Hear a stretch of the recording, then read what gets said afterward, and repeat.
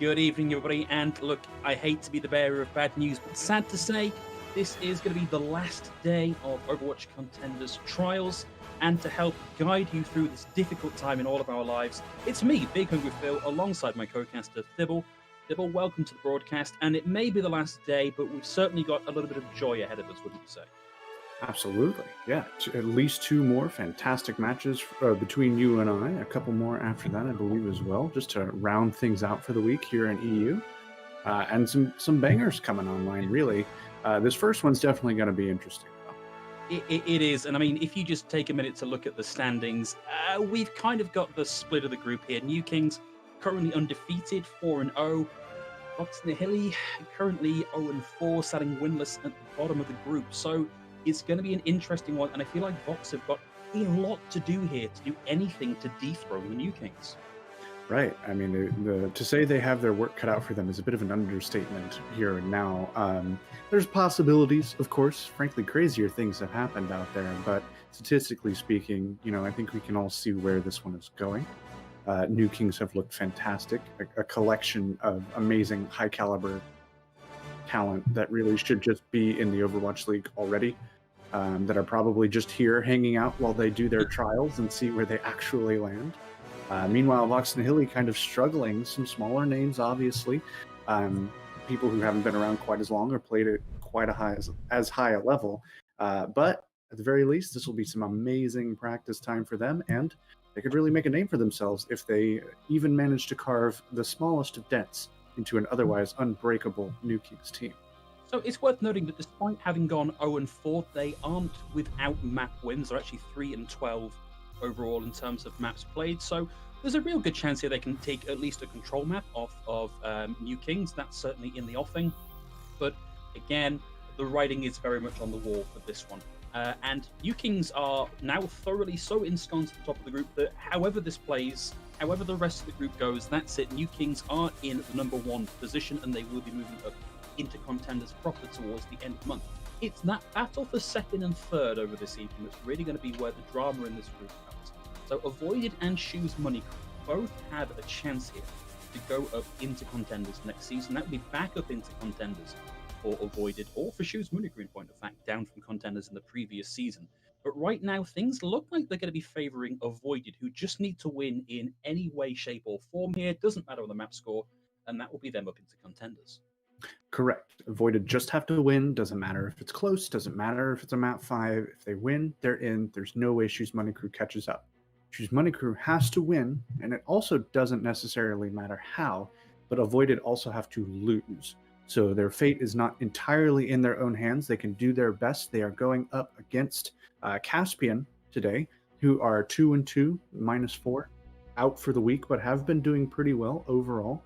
Some impressive games, some close games throughout the week, but possible for Shoes Money Crew. Avoided are not unflappable. They did lose once this week and are +4, so they've lost 5 maps so far over the course of the week. So it's a little less clear cut. There are some chances there for some fireworks as we get in later in the day, but we'll get there when we get there. We'll cross that bridge. Yeah, that's match number 2. It is New Kings and Vox Nihili up first.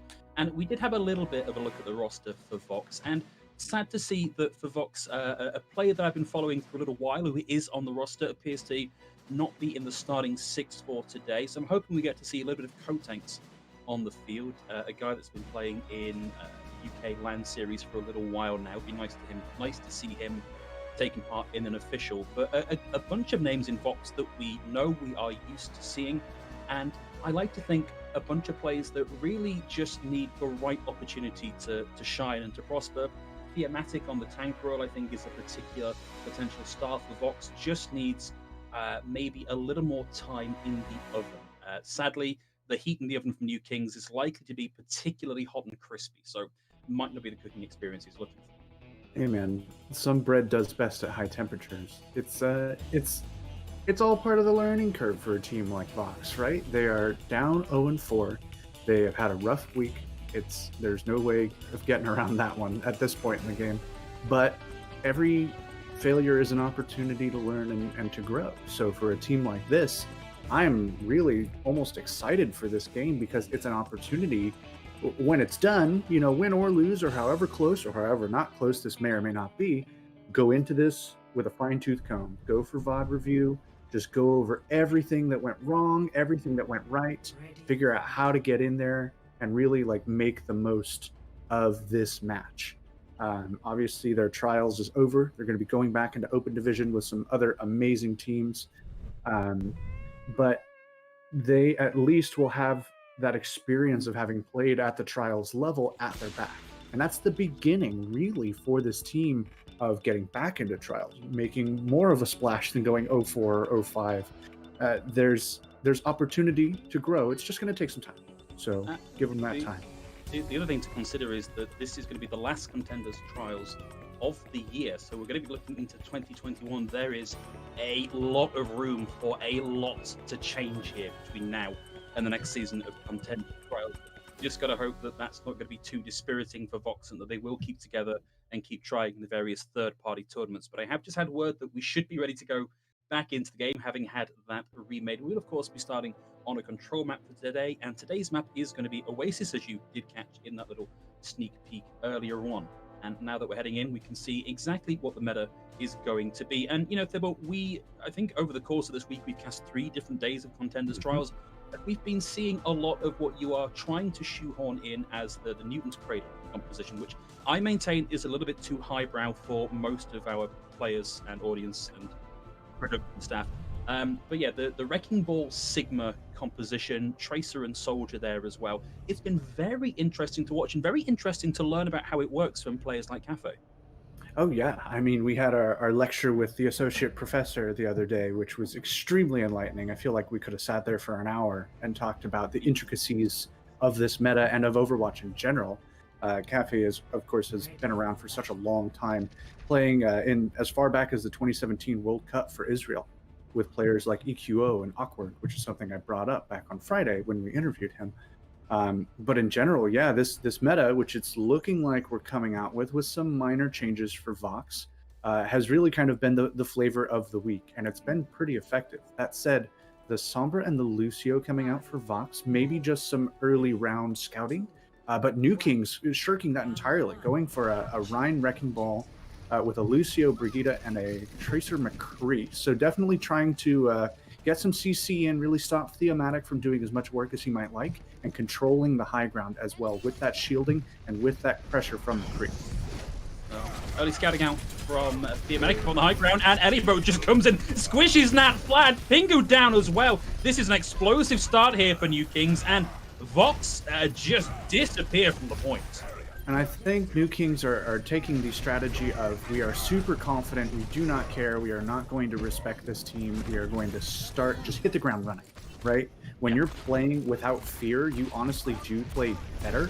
New Kings are already pretty good. Look at him go. Look at him go. Yes. He did get the kiss of the spawn door. Now it's a 5v6 in favor of New Kings. A momentary option here for Vox to push in and start to claim some space. Pingu's now in on the Tracer and scouting here. Seems like New Kings have largely made themselves scarce. They tag back onto point to keep the contest going. This manual hack from Alex. Pulse bomb out, buy some space, but no kills. Watch out for that teleporter translocated, thrown over the shoulder of Oni God there. Still not given over the point here, but Alex is going to find Elivote. Seiko starting to close the distance. Rolls away and tries to get the flashbang onto Froki. And that's going to be Vox Nihili with a heavy numbers advantage and looking to finally take control of the point. But New Kings on one fight that went massively their way racked up nearly half the control of the point. And Pingu over here actually got canceled out of the pulse bomb by the Brigitte. So a bit of a loss there for Vox, going for a bit of a BM to kind of finish out the fight. New Kings really just playing confidently, and sometimes that means overextending a bit and losing the fight, but they also have 4 or 5 ultimates coming online, nearly all 6. They don't care. They're going to run right back into this press queue and recap the point as quickly as they can. Clearly the minefield to start off here, but a EMP is going to come out from Alex. Hits 2. Doesn't manage to find Joffrey there, so they will actually get that sound barrier online, but it was too late to save Lulsich. Seiko wasn't able to find anything with a higher noon, at the very least gets that reload on the table, and Froki's going to run them down here. Joffrey's still fragging out as Only God retreats around the corner, now playing chicken here with Theomatic, runs in behind them, rejoins the rest of the team, and decides to take up the Tracer 1v1 over by the traffic. And now New Kings have a good footing on the point, looking for Elivote to get a run through, but not going to get the power driver hacked out over the far side of the wall so that nobody can save them. Theomatic has the shatter here, might not even need it, they still have control of the point, and New Kings are down in personnel and having to back out. Elivote swapping to the Roadhog here, going for a bit of a pick composition, saying it doesn't really matter what I play at this point, I am still confident. That said, as we get into a pause, it's looking like, New Kings still do have to be careful. They probably, as much as they want to play with their food here, they probably do want to finish this out quickly and just kind of get it over with. If they're really feeling that confident, if they're really running up at the spawn door and everything, you got to flip the switch back over to on at some point. Otherwise, you start losing maps, frankly. It is a real possibility that we have seen, you and I, in the past couple weeks. But in general, it looks like they're not afraid to experiment. And Vox, to their credit, are taking advantage of that. They are punishing Psycho as he walks up into spawn and putting pressure on him as he goes for the wacky Deadeye flanks and putting pressure with the Sombra, especially onto Elivote on the Wrecking Ball, which is probably why he has swapped, because Sombra is just an annoying hero to deal with as a Wrecking Ball. So Vox making the most of this, holding on to some good ult, building up as well towards the EMP and the sound barrier. And, you know, we're approaching last fight territory, really. So good on Vox here for not being too disgruntled or discouraged by the confidence and disrespect that New Kings are playing with. Yeah, everything is coming out here from Vox, but it won't be able to keep Theomatic alive. NKZ doesn't have the charge they really want to start to win out this team fight. And now that Apox has the rally online, it's going to be difficult for anybody to get too much done here. But Bing was able to separate Seiko out of the fight and take them out of it completely. It's a big EMP from Alex. We'll take Lawsish out of contestation briefly, and then Nat's able to get in with the Coalescence and run Lawsish over. It's now overtime, 99-42 here, and it's not looking certain for New Kings. We're going to see Seiko coming back in on the Doomfist, tagged back in, manages to get the right click onto the Reinhardt, and now has to deal with Pingu. And it's a difficult 1v1 to win as a Doomfist if you don't have all of your abilities. And now Pingu is forced to play bodyguard here at the back of the point and stop Seiko finding a way in. Only got able to find Nat, and NKZ is desperate looking to get that run down onto Seiko, but Seiko gets out of trouble, and only got his popping off here, able to find two already. Lawsish still has the shadow, finds the pick onto Theomatic. Elivote's down, but now the numbers are starting to stack up here for New Kings, and Vox Nihili are looking to be chased off the point. I mean, the swap to Doomfist is doing just enough. It was pulling Pingu away from the point where he was doing, frankly, quite a bit of work. And then once New Kings were really able to separate Vox in the way they wanted to, almost waiting really for the perfect engage just to make sure, or perhaps to challenge themselves. They collapsed immediately onto the front line. Lulz just swinging forward wildly, and that was really all they needed. Now Psycho swapping over actually to the Sombra, looking to contest the EMP as they cross 65%. Of course, Alex very close to having this EMP online. In fact, one rundown on a tank here is likely to give him the rest of that ultimate. You probably just get it in. Oh, from the top! It's Lawsish with the shatter. EMP comes out. And we've got the sound barrier in from Vox as well. Rally coming in from Seiko, and we finally got that EMP out from Alex. It was the manual hack last time. Big squish from Lawsish, takes Froki out of the fight, and it's 2 down. All ready for Vox Nihili. Lawsish momentarily in trouble, being forced to play over by the traffic, booped over into it, and NKZ gets the run down. And NKZ demeched into the traffic. New Kings at 96 and climbing. Vox with not the numbers there to keep this point running through. It's not looking good. Hacked out of the pile driver Theomatic. And now a sitting duck, sitting hamster, maybe more appropriately, runs over, gets the health pack, but he's being bodyguarded into the cars. And this surely has to be done here for Vox. Yeah, it's looking lights out here. It's pretty much New Kings deciding to flip that switch, right? There's just getting in, being aggressive again, being confident, not going for anything too crazy, just nice, clean fights here. Lolzish and Onigod combining to great effect, honestly, just consistently running down Theomatic and NKZ in the front line. Just a bit overwhelmed. And some good ultimates that are coming through from Vox in the tail end of that. Sound barrier was pretty nice to help engage. The EMP got a little value. They were maybe hoping for a little more from Alex there, but you get what you can get. But ultimately just not quite enough once New Kings swapped things up and decided, let's win that round perhaps. Let's maybe finish this a little quicker. And it's, I think, a good sign here for Vox Nihili that New Kings can move over onto these wackier compositions, and it's not a guaranteed win for them. They do eventually have to fall back to what is working right now in order to make this actually their game. So fair play here for Vox for forcing New Kings off of their slightly wonky compositions, which we're going to get another one of here. Double main tank for New Kings. Yeah, I mean, and the Widow too. They're just going for like a distracting brawl comp and some side flanks as we get into another pause. Maybe some internet issues going on here through the course of this first map.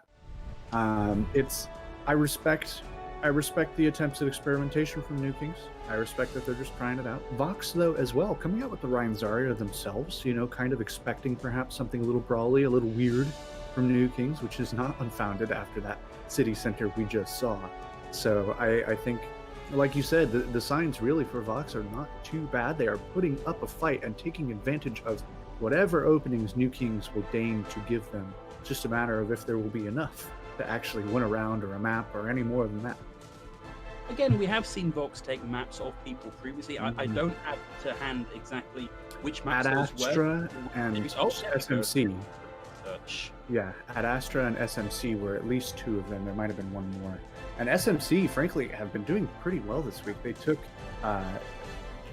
New Kings, I think, to a map 5, that was? We casted that, back in the day. Yeah, we would have that one. Yep, yeah, they got reverse swept by Avoided. They took it to map 5 versus New Kings, but ultimately did lose. And then they 3-1'd at Astra and then 3-0'd Vox yesterday. So, maps kind of going back and forth all the time here.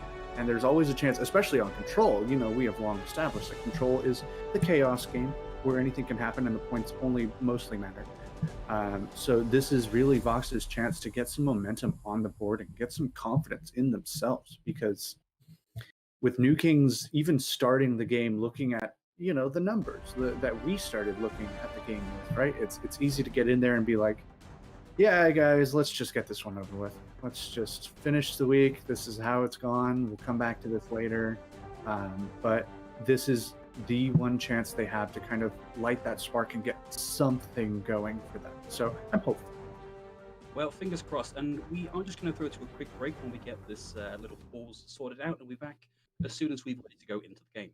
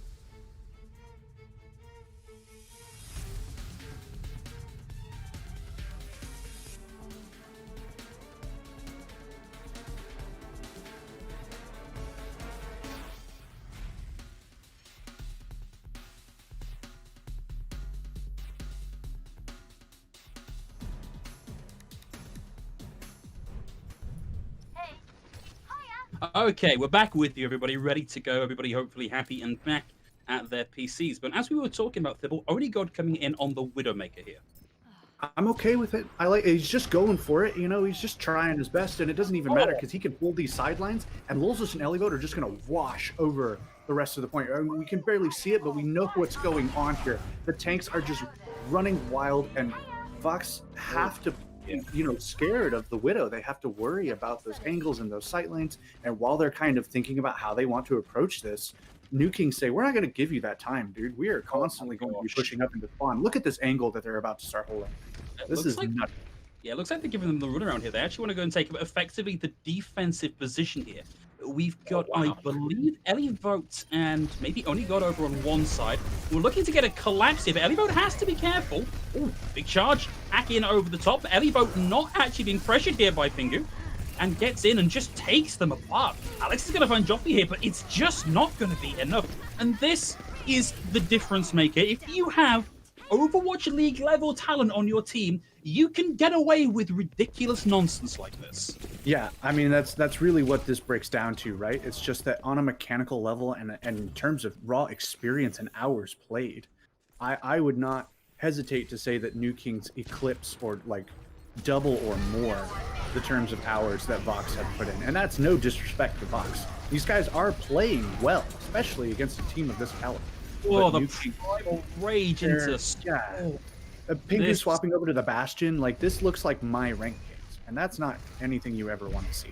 Nah, I mean, this is getting to the point where it's almost difficult to commentate this, because really what's happening here is a massacre. Eventually, New Kings are just going to fall to the fact of the weight of the respawns here from Vox, but the fact that they can do this in the first place kind of takes the wind out of your sails if you were in this hoping for Vox to bring out a big upset. So we are going to see New Kings probably lose the point here, but I don't think it matters that much. Sish! Gonna go down, but, you know, points for style, my guy. Yeah, I mean, the top rope shatter last round was good enough, and he's just going for the flanky, wacky ones. So there's still no guarantee that New Kings lose this, honestly. I think that, okay, there we go. You're welcome. I cast your curse too.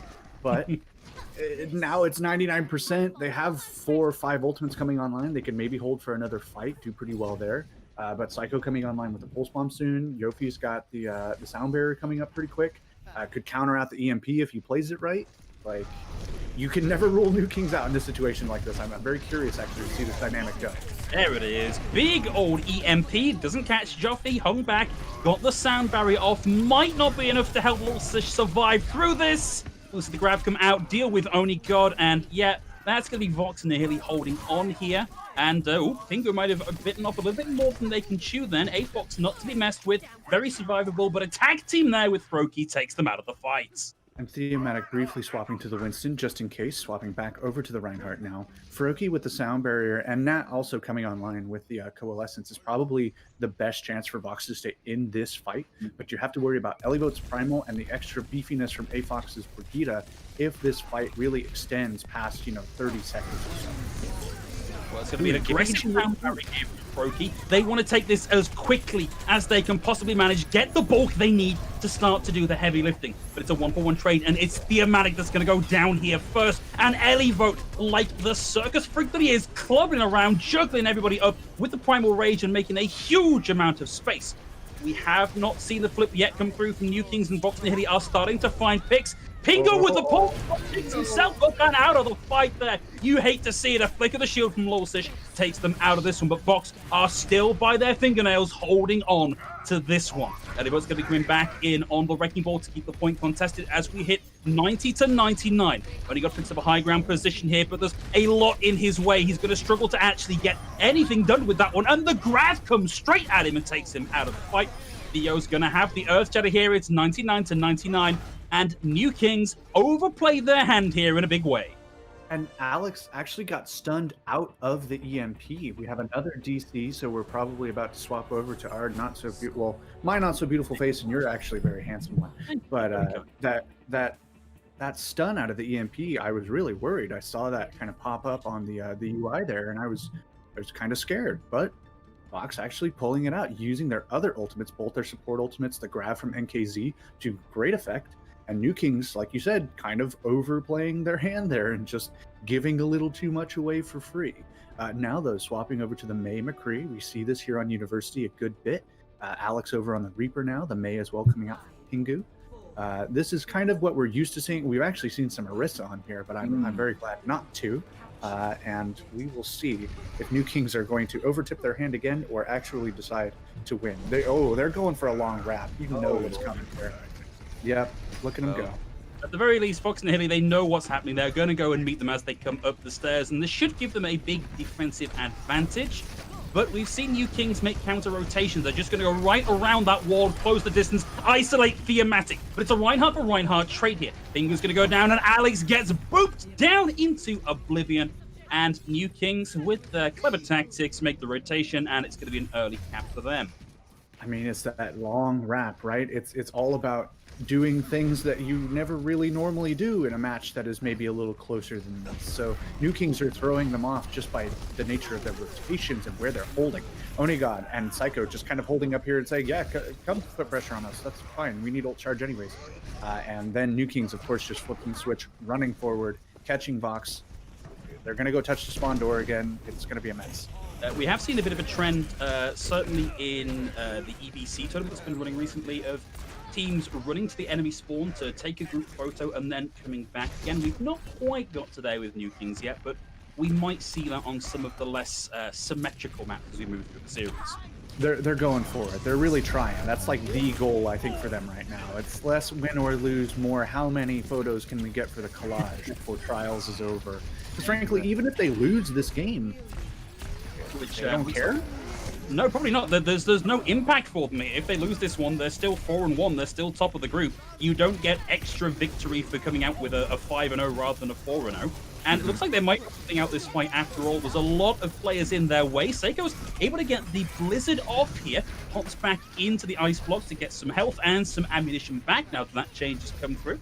Only God was tagged back in on the Doomfist, and it looks like they've been able to do enough here to scrabble back in and maintain the hold on the point. But they are going to trade out Lorsish here. And another aggressive sound barrier from Froki closes the distance. Minefield out from NKZ to block at the point. They're forcing Elivote to rotate around to the right-hand side as Theomatic takes up Avox. Elivote does not have the charge he might like here. You want to be up as close to 100 as you can. He's only at around 60 with no bubbles left. And he goes going for a diagonal punch around the corner. We'll just about find the connection there, but Pingu is starting to turn this around here for Vox, but it's going to go to 99-0 here if Vox can grind this out, and it's a long way from guaranteed. They actually managed to flip. Theo jumps out of the way of the Shatter and has the Primal Rage here. Also, she's now trapped down on the low ground with low HP and can get chased down by Pingu. Yeah, super back and forth here. Vox really just fighting for their lives, and New Kings just kind of... I'm pretty sure Elivote went for a grab direct hit and then whiffed it horribly down into the basket, which I'm kind of going to give him some flack for. Like, come on, buddy. You're better than that. Don't play with your food here too much. Lulz is swapping over to the Roadhog, a pocket pick of his, and they're just going for raw front-loaded damage. They just need to cap this once and win one decisive fight. And they've got the Blizzard here as well. Like, it played right. It's pretty much guaranteed. We've got another one of these aggressive sound barriers. Joffy this time allows them to get in. Close the distance, won't find the hook there from Lulsish, and it's juggle time from Theomatic.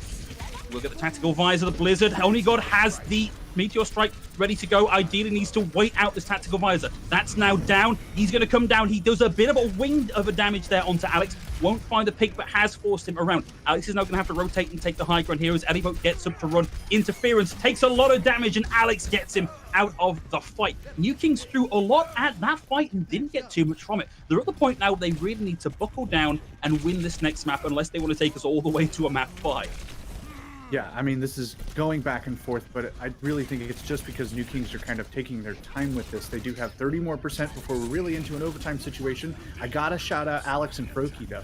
Their ultimates and their positioning over the course of this map has honestly been really good and has kept Vox in a lot of fights. The beats from Froki especially have been so well timed.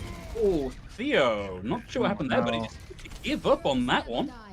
I think he knew he was caught. He wasn't getting away. He just wanted to die as quickly as possible and get back as quickly as possible. Because we are in last fight territory now.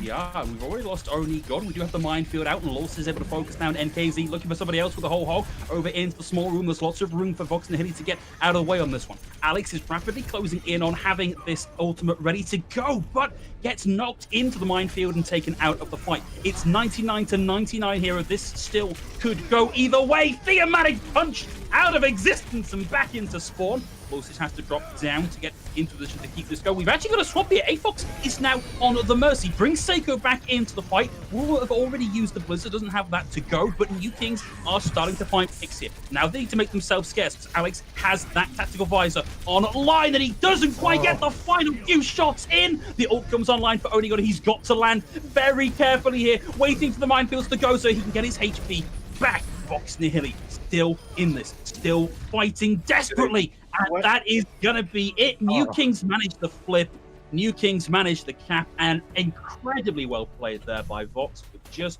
not quite enough. I was so confused in that last second. I was like, wait, did they cap and did it flip? And what's the overtime wick? How fast is it going down? Like, that was...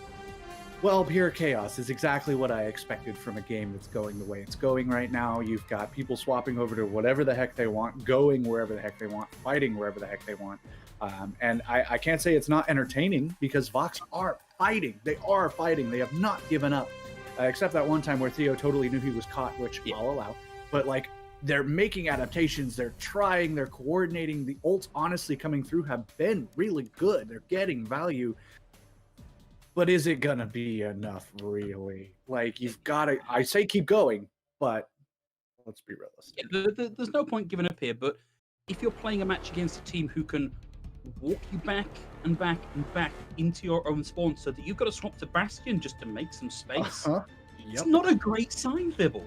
No, it really isn't. And like we said, New Kings seem to just be collecting photos for the scrapbook, and... it's something. I'm sure our interview is going to be very interesting, however that ends up going down. But it's, I'll say it's not sustainable. Certainly, I think both teams really know what's going on here. I shudder to think of what match chat looks like And we are now going on to our second map, where I'm sure it will only get spicier. It's going to be Hanamura coming up next. So a map where it is now possible for New Kings to make that rotation into point B and take that photograph if that's what they decide they'd like to do. I'd like to think that Vox aren't going to give them the room to do this.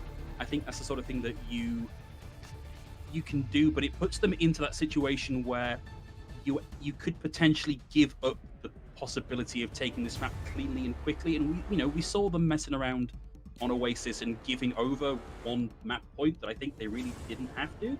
Yeah. That was a freebie. That was happy early Christmas, Vox. Have a map point. We're just gonna, I don't know, play Mystery Heroes. New Kings just loves Overwatch so much that they wanted to really extend the game as long as possible, which I respect. Sometimes I really just want to play as much as I can. Being older gentlemen ourselves, we find as we get older that our extra. I included myself. You can't get mad at me for that. You just watch me. Okay, that's fair. But you find, as you get a little older, that you have less and less free time, and you really want to make it stretch as much as you can, right? New Kings, these guys have been around. These guys have been playing for a long time, and they say, you know what? I love Oasis. Let's go through all three. Let's take a nice scenic tour. Let's relive some of the memories. Well, it's going to be New Kings starting out on the defense here, and I mean, what analysis can you offer here on this one? It's a May and it's a Torb. It's not a terrible pick, but I suspect it's not the optimal. Definitely not. As well as their position, they are, of course, they're about to go collect a photo for the scrapbook here.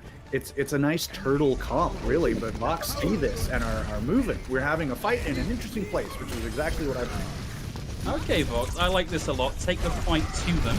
And I've never seen a full-on team fight take place in that tiny room that almost no one ever goes to on the left-hand side here. And it has given Vox an early pick. Only God's not going to be back in this fight anytime soon. So Vox, if they can press the advantage here, look good for an early point A cap. Wars out, TP's up, and now Vox can start to get some progress captured. There's the first tick. They're all 6 on point, and New Kings are being slow to keep this contested. Yep, they're waiting. Are they even going to bother? Last second. Yeah, no, that's what they're going for. Here we go, and then into the back. A nice rundown by Ellie. Gets a few of the boosters on that one. Dio's going to find the charge connect onto Lulsish, and New Kings, again, might have just been a little bit too casual about this one. I think he's going to find Seiko. Ellie Vote's going to go down here, and yeah, New Kings, I like the chutzpah. I don't necessarily like the results. Who knew that our most entertaining match of the day was going to be New Kings versus New Kings? This has really just been an absolute banger. They're really their own worst enemies right now, because Vox are not going to let the disrespect go. Ever. They will take the opportunity. The 1 and 4 is too alluring, at least for the sake of their own pride. And New Kings, they're just so flippant. Yeah. They love this. And there's one tick gone already. That has used TV to get into range to use that immortality field, and the flux come through from NKZ. Won't connect it too much, and as New Kings collapse on Vox, we see the Molten Core come out, and a glob on the ceiling for good measure. Oh, actually, it won't stick to the ceiling, but a glob there for good measure as New Kings round up defense, and they're off towards enemy spawn again. Yep. This is how this game is going to go. These fights will not happen on point. They will happen halfway to the point, and they're hiding, actually. It doesn't look like Vox have really spotted it yet. Maybe they're hearing them. Maybe they're... Yeah, okay, they figured it out. Okay. Rally out from A-Box to start things off here. For Vox, a great opportunity to just disengage and let that run its course. Get a little more ult charge ready for your next push in. You're already 1 tick on the board here for Vox. Don't push your luck. Wait for that to go and go next. Seiko's going to get the Blizzard off. Wasn't able to be caught out by NKZ. And we see Froki and Theo down here, which means that New Kings can start to get even closer to that opponent's spawn. Right, and Pingu went for the counter Blizzard, and it really was just not to be. Too many of his own team were frozen at that point. Psycho now swapping over to the Doomfist. Onigod still just running around in the backline on the Torbjorn. Does he go for a hammer kill, and who does he go for? We saw him earlier this week, but not from him yet. Yes, we did. It was onto a Moira. I forget who, but shout out to them. They're amazing. It looks... Oh, there's a tick. There's someone on point. It is Lucio versus Brigitte on the point, and that's a heck of an escape there from Froakie. That was not guaranteed at all. A little more percentage point gained there for Vox and Nihili, but not much in the grand scheme of things. No, but they did pull Nukings back and now have a chance to engage not at that first choke point wall, actually closer to point, which is really what they need to have happen. Okay, well, Theo's going to have the shatter here, and they have at least pushed their way back towards where they need to be capping, but as they've done so, they've already lost Alex, so it's not their position where they can actually keep this going and mount a full cap here, although they are investing ultimates. Only got, Seiko drags them away with a Doomfist, but that's going to be a very heavy frontline position here from Lawsish, moving past that amplification matrix position where it can't be used and just swinging away. Only God has used the Molten Core, wants this last little bit of ult charge on NKZ, but NKZ had other thoughts, will at least take Only God out of the fight, but New Kings looking good for the continuing hold. Yeah, I mean, it's you could say it's back and forth, you could say it's scrappy, but ultimately, beyond this 42% that they snuck by thanks to Froakie, this has not been particularly close. New King's holding so far forward, New King's burning so much time and holding so much space, just, again, through their confidence, through their unwillingness to just let Vox walk over to the point. So good on them. Whoa, that was... Hello.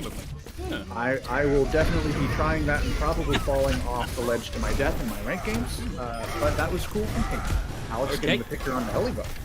Opening frag, and Theo's got the shatter ready to go, but with the sound barrier and the rally in place, that's a competition that you are not likely to be winning anytime soon. There's the stun. Theo down to no HP. Lawsish with a fire strike takes him out. Seiko's going to find Nat, and this is New Kings. I mean, I've run out of ways to say that New Kings are still in control of the point. Let's just assume that's the case until further notice. Oh, I didn't look at the ult charge for Losish there, and I totally thought he was just going to solo Shatter, which I was super down for, but he only had about 60%, so not to be.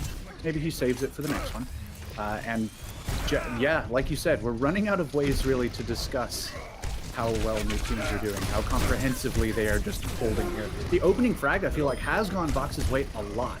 It's just a matter of if they can even get to point to follow through before someone has respawned. This is 2CP, and it's difficult even in the best of times. Okay, get that 2 ticks. Oh.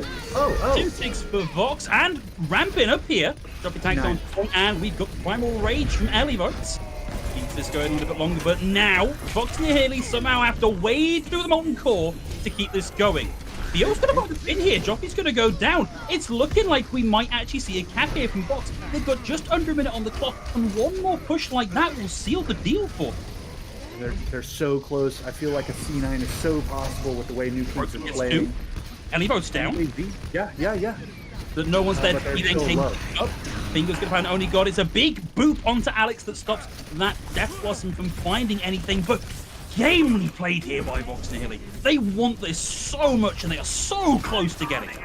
They want it so bad, but just as badly, I feel New Kings want to see how much of the point they can give away without letting the full capture come through. 96.6%, and the pulse bomb being canceled out at least pulls out that cooldown. It could be a potential go button for Vox. King is down. Pingu. Already lost Pingu. We're going to see tags here. NKZ is going to have to get onto the point just to keep this in contestation and buy them time to get in, but there's nobody left to come in, and the turret takes NKZ out of the fight. That's as far as it's going to go here. Vox Nihili nearly capped that point there. They nearly got us another round on Hanamura, and now it's going to be down to New Kings to get 96.7% to move up to match points. Okay. You know what? Winnable. Yeah, winnable. 100%. 96.5% on the defense is all you need for Vox.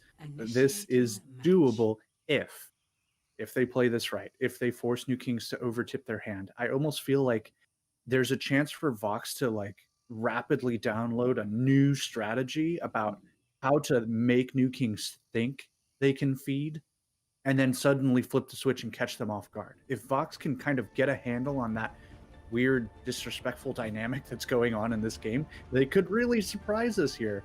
And 2CP, of course, is notoriously fickle as a game mode anyways, so why not here? And if not here, where else? So good chance for them still. They're going for potentially a very interesting defense with the May Bastion and the Orisa Winston. I maybe don't like this as much as I thought. New King's going for a double shield so far, but we'll see. I suspect that if we see this from New Kings, it's going to be with Onigod on the Symmetra just to get them onto point. Which, if that's the case, this is a great read from Vox because Alex will be set up and ready to deal with that. Although, no, we're just going to try and walk the Bastion up mid and get Seiko into position. Okay, there we go. We're not going to walk it up mid, we're going to TP it up mid, but I think Vox have the right idea here. Yeah, and they're waiting on point for the TP. They're not going to let anyone really survive if they try and go directly to it, but it looks like they're going for a high ground rotation, which is pretty standard here.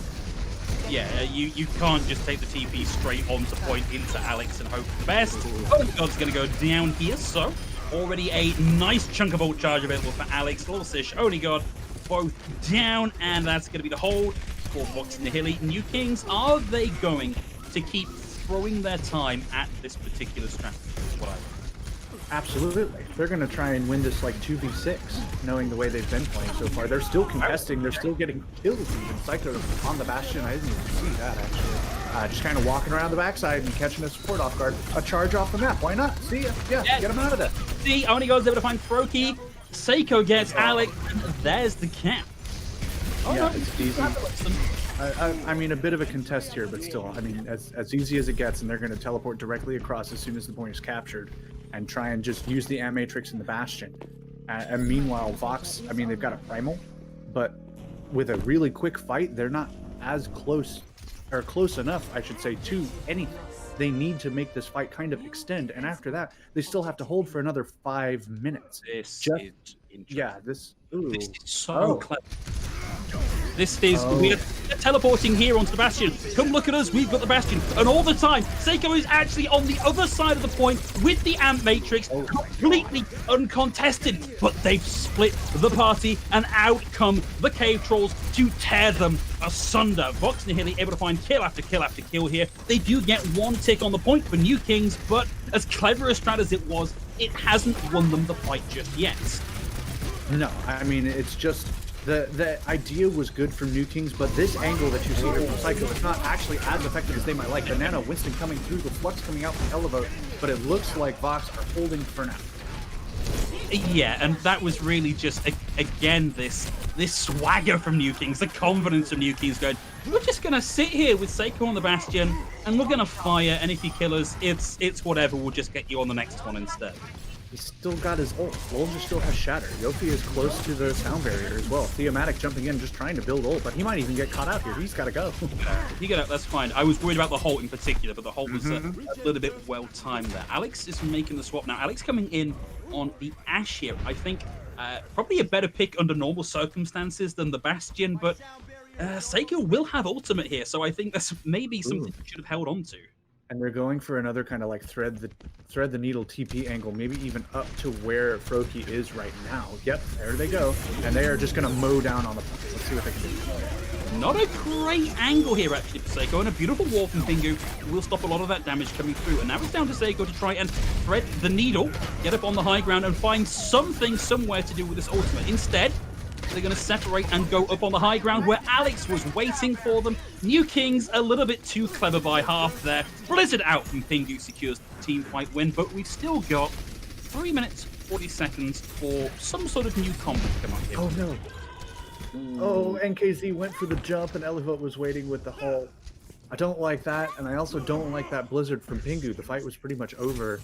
And I get it, like, yeah, New Kings are pulling out clutch, like, 2v6s all the time, but you got to hold on to that. You got 3 minutes left in the bank here, and New Kings are ready to go. They are loaded for bear. Look at this wall. Oh, it's going to be all the space in the world. It looks like they're just to set up with the Ant Matrix in tow and just start to take people apart. But that's a nice wall, lifts them momentarily up above the amplification matrix, but nobody was able to deal with Seiko in that time, so they are still firmly ensconced upon the point, and it has become a shooting gallery.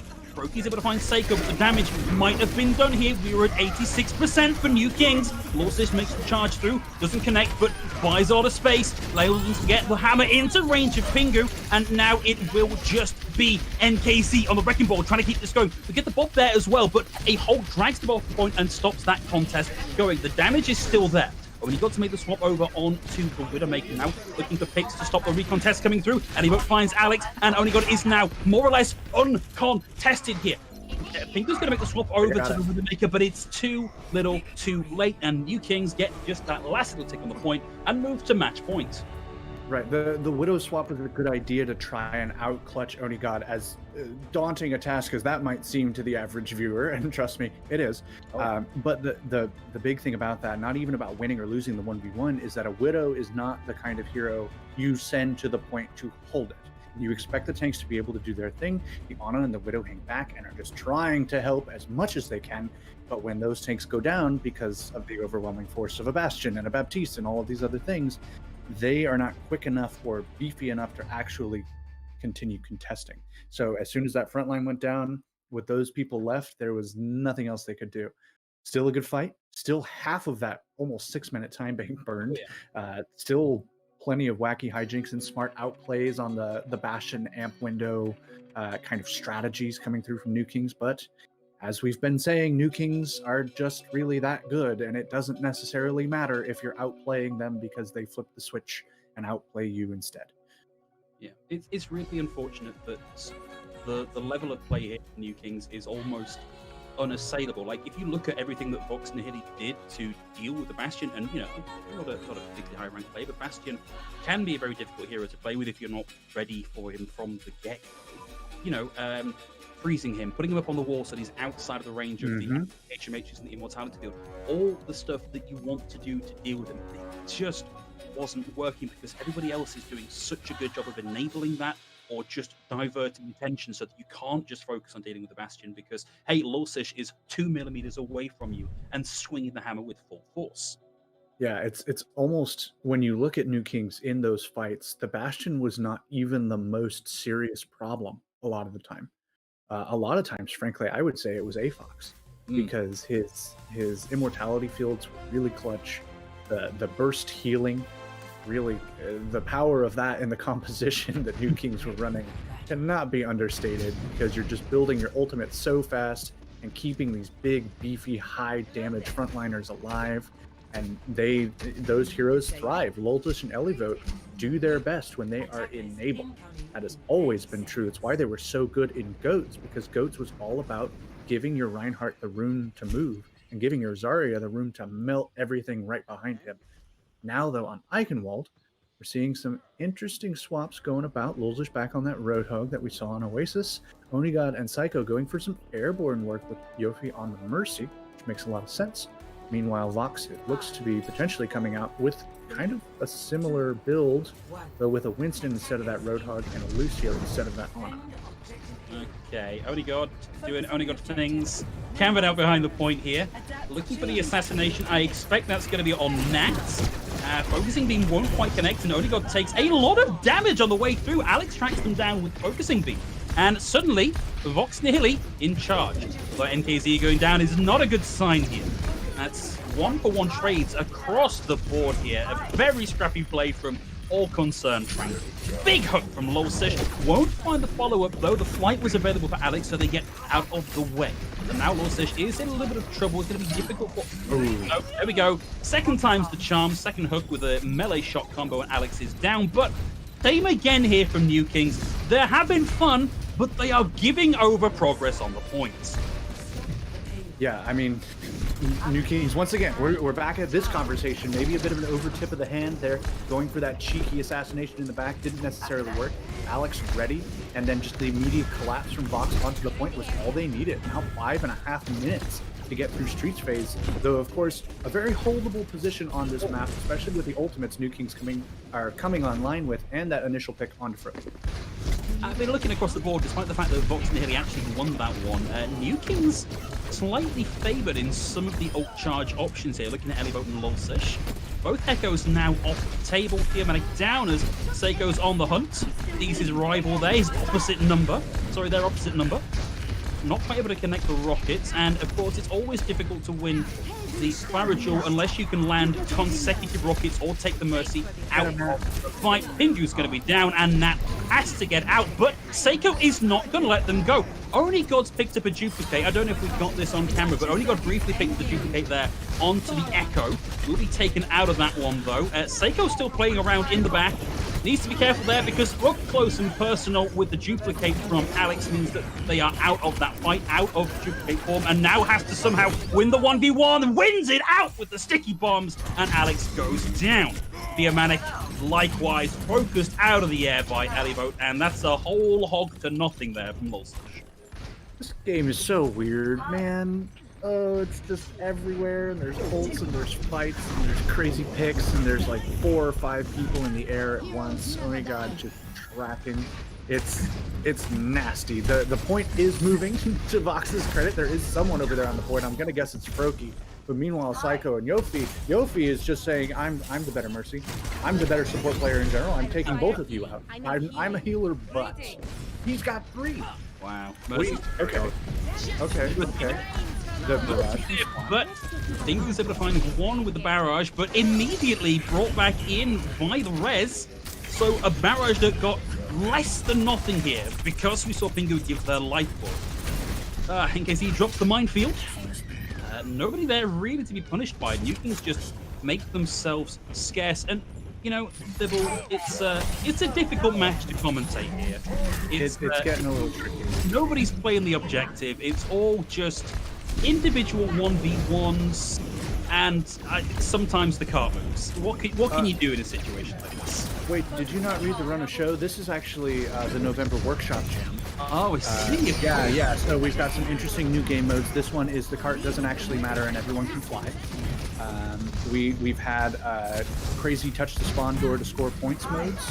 Yeah. Now we have and Roadhog fishing. That's the other mode that's being used in this one because Lulzis is just casting that reel, man. He is doing work. Yeah, he's going to hold on to the whole hog here, so plenty of bait still to chum the water with. Misses on that particular one. Split, for example, his throw gets out of the way. Only God, the second support pickup here. Going to pick up the Zio.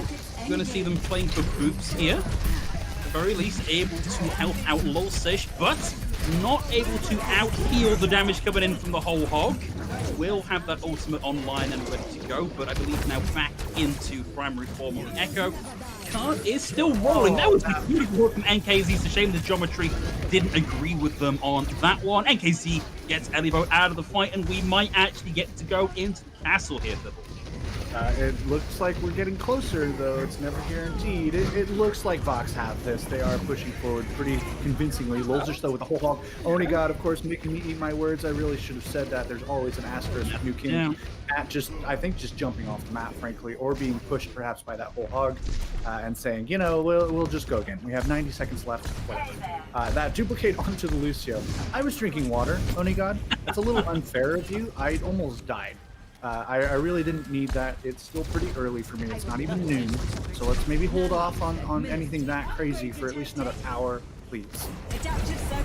Well, Only God this time will be picking up a DPS pick, but didn't get to hold on to it all that long, and somehow Dill found a pick here and is just drawing in all of the attention, all of the focus over toward the point A attackers spawn, but somehow the point is still being contested. This fight could not be happening over a wider section of the map points that we've seen so far here. We're now down below a minute. New Kings are not taking this seriously in the slightest, and they are still holding on to the point. It's a long-range barrage from Pingu, and it's just not quite enough. Theo looking for the displacement kill will find Lulstich, I think. No! Survived! He just surfed. It's my heart goes out to our observer because this is tough. This is what the heck do you, he's having fun, he says, but like what the heck do you even watch? NKZ is just hoping beyond hope that he can find something. Alex getting this opening pick is nice, but Loja's answering right back. There's 15 seconds left. What even happens here, man? Maybe Vox Nihili can actually get the point here. We do have ults committed with an aggressive sound barrier and a whole hog finding 2 from NKZ. And we just have Elivote trying to keep this alive. And in the final seconds, Vox Nihili squeak it over the line. Ladies and gentlemen, we got it. Play the music. Oni got jumping off the map there. Lul's just running for his life, probably donating to the food bank here, but maybe also getting away. Who knows? They got Yofi. He used his ultimate. Why not? I'm Molzish. I do what I want. Psycho now over on the Widow, not Onigod, who is close to the duplicate. And Elivote swapping over to the Sigma. So maybe a slightly more concerted effort for a defense here now that we're in the last point with a minute left to go. Slowly, by the virtue of Stockholm Syndrome, falling in love with this postmodernist deconstruction of the game of Overwatch we're currently seeing here from New Kings as they start to grind this out. That's yet another duplicate from Onigod taken in close quarters with no care whatsoever for their own safety or sanity. Nat, I think, was thinking about getting the res there, but realized they were face-to-face with Lolsish on the Roadhog, and that there was no chance in the slightest they were getting out of that one alive. Nope, and this is New Kings. It's weird because they are swapping over to more of the Newton's Cradle sort of composition that we've been seeing. Not entirely still. Lowell just loves the Roadhog too much. But they're still playing as if they were running all those wacky airborne flanking heroes. They're still pushing in. They're still maybe going a little too far, actually, now. Vox coming up with some interesting picks to start this fight as Yofi activates the Valkyrie and just maybe goes for a flanking res. No, he's down. Never mind. Oh, A-Fox couldn't quite get out of the way of that one. Edivote did get the flux off, but Theomatic's able to find two here with the Primal Rage. And now the whole hog from NKZ buys some space on the point, and it's down to stagger picks here to stall picks for New Kings to try and keep this alive that little bit longer. Will have the Transcendence finally out from A-Fox, but not a lot you can do outside of that, just buying a little bit of time. 0 seconds on the clock, but a cap on C for Vox. So we're either looking at Vox winning or we're going to extra rounds, which, you know, more of a scenic tour, right? Let's see as much of this map as we can see. Let's make this go as long as possible. Thibble doesn't need to eat lunch today. It's fine. It's fine. The big brain play there, Thibble, was a big breakfast. Well, I had some tea. It's not really a breakfast. Oh, thought you were gonna like applaud me. You're British. Crap. I mean, in any case, go ahead. No, I was going to say that's a bit of a stereotype. Not everybody in Britain likes it. That is very true. You did mention. Yeah, you did mention that tea actually makes you a little unwell. I forgot about that. It makes me a little sick in my tum-tum, if we're using the technical term. I'm terribly sorry to hear that medical diagnosis. Coffee's fine. We are getting a bit off the rails here. Please excuse us. I think you can maybe give us a pass after seeing what we have seen. The horrors of the void that is Phil Moxley and this game. New Kings, of course, going for whatever the heck they want. Vox going for maybe a bit of a counter to any airborne threats that they predict to be coming. Pingu on the McCree there. I like Nat on the Ana as well. Could mitigate the effectiveness of heroes like Doomfist and Roadhog as they rush directly at your open face. So here's the thing for me, Thibble. The impression I get is that New Kings are having quite a lot of fun. And you know, we actually have another match to cast after this.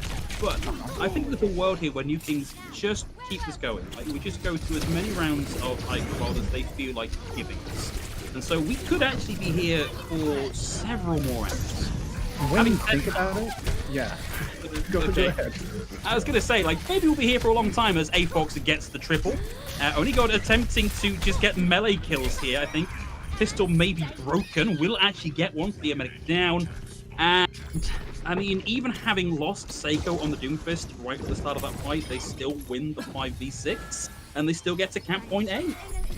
Yeah, and they're just leaving one person on the point and then moving forward to go cap. Coming into the contest is Alex here. He's going to get a little bit, but a couple hit scans on the field, not much he's going to be able to do. Froki and Nat both go down. Alex gets one more kill, and then eventually falls to Elivote. Theomatic also going to die here on the point. NKZ onto Wolzers. I mean, such a good job of play by Billy Preston here. Well, I might just go and I might go take a nap. Hey, you know, if you need to, I know it's a bit later over there for you. It's just about to cross noon over here in not sunny California.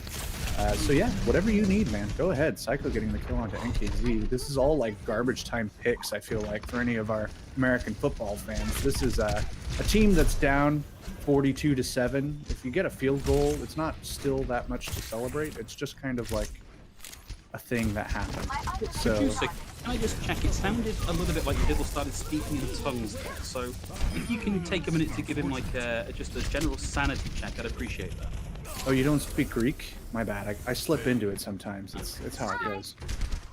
Yeah. Well, back in the world of the game, it's a 2-for-2 trade so far, but Eddie's able to find that. Seiko being bullied up on the high ground by Theomatic Primal Rage, tags back onto point to try and mount the defense. In a position here where they can maybe do a little bit more damage onto Lulsish, but I don't see that resulting in a kill. Eddie deals with Alex and trades their life for it. Pingu able to do that particular pick. NKZ with another whole hog. Pingu with the high noon finds Seiko and retreats around the corner, ready to go next for defense.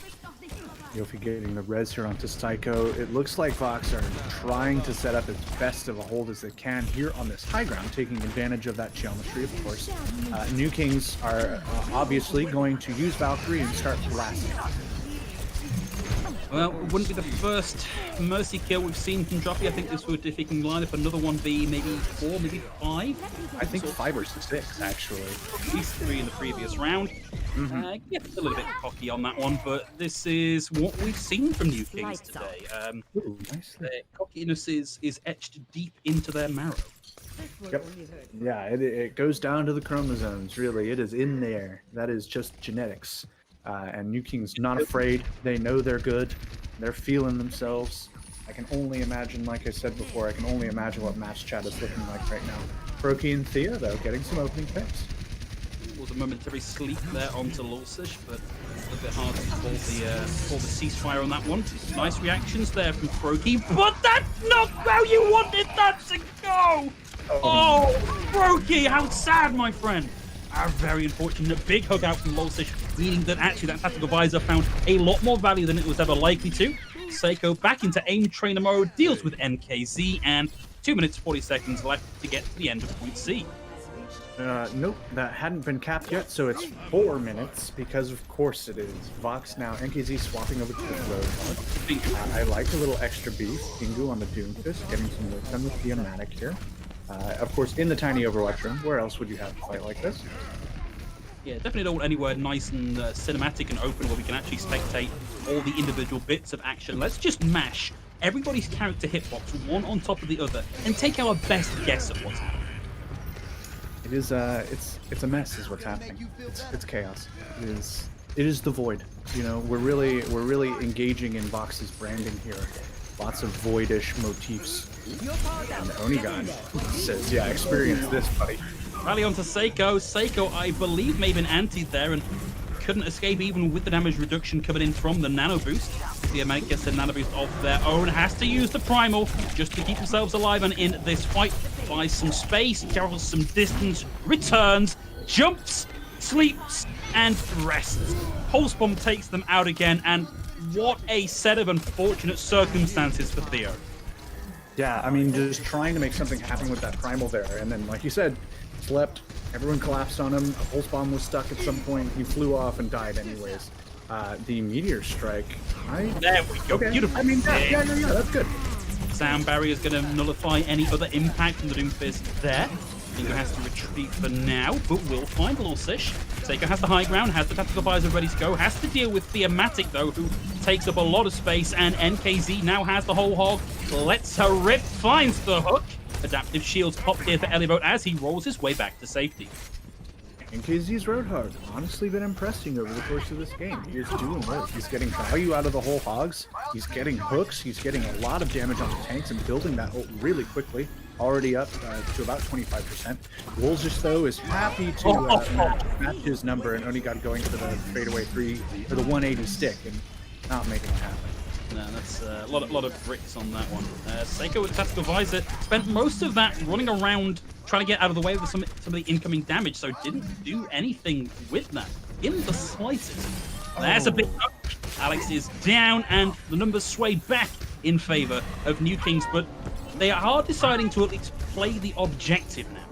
We also have the whole hog from Lulsish, so this could go sailing through here, as Lulsish will have this ready to displace people. Pingu's already down, and it's down to just trying to stall out on the point here. There's the whole hog, buys the space, clears the cart, rolls it into the zone of victory, and we get to see another round here on Vikingvold, but New Kings are the ones that are going to get a go. No more turns through for Vox, and it's 1 minute 20 seconds to find just a third of a point. Right, and New Kings flipped the switch there because they did not want the cap to come through with less than a minute on the bank, because then both teams would get a chance to push, and maybe New Kings have decided it is time to end the series. Minute 20 to get that first 33%. Live with honor, die with glory, Vox. Show us something interesting. This is really your last shot. Let's open up the dairy. Let's see what cheese is on the shelf to try and blunt the attack here from New Kings. Yarissa Reinhardt. I said die with glory, guys. Come on, have some dignity. Bringing out the battle cattle. I get it though. This is a very solid point present sort of composition with high pick potential, front-loaded damage. Looks like they're going to go for a cheeky flank somewhere. They're all doing the crouch conga over to some small room where they will pop out and surprise New Kings. We should have a musical sting lined up for these because we do this a lot. I just want yeah, a little tuba noise. I'm down with that. Yeah, that would Bad Pachimari or something will probably make that happen at some point. I'm very excited to see it. All right, Vox looking for an early hold here. The more fights they can win here, the better. And it is go, go, go! The speed boost from Proki. And they find the opening pick. Joffy and Edivo both down here. New Kings caught sleeping. Great play from Vox. There we go. I mean, this is on the point. This is on the point. Oh, they just denied it. Oh, Vox, you were doing so well on that. And Lawsis just goes, lol, I've got an idea. Oh. Gosh, that was. Could that game have ended any other way than that? No. Can we realistically say? I'd like to update my assessment of what the tune should be.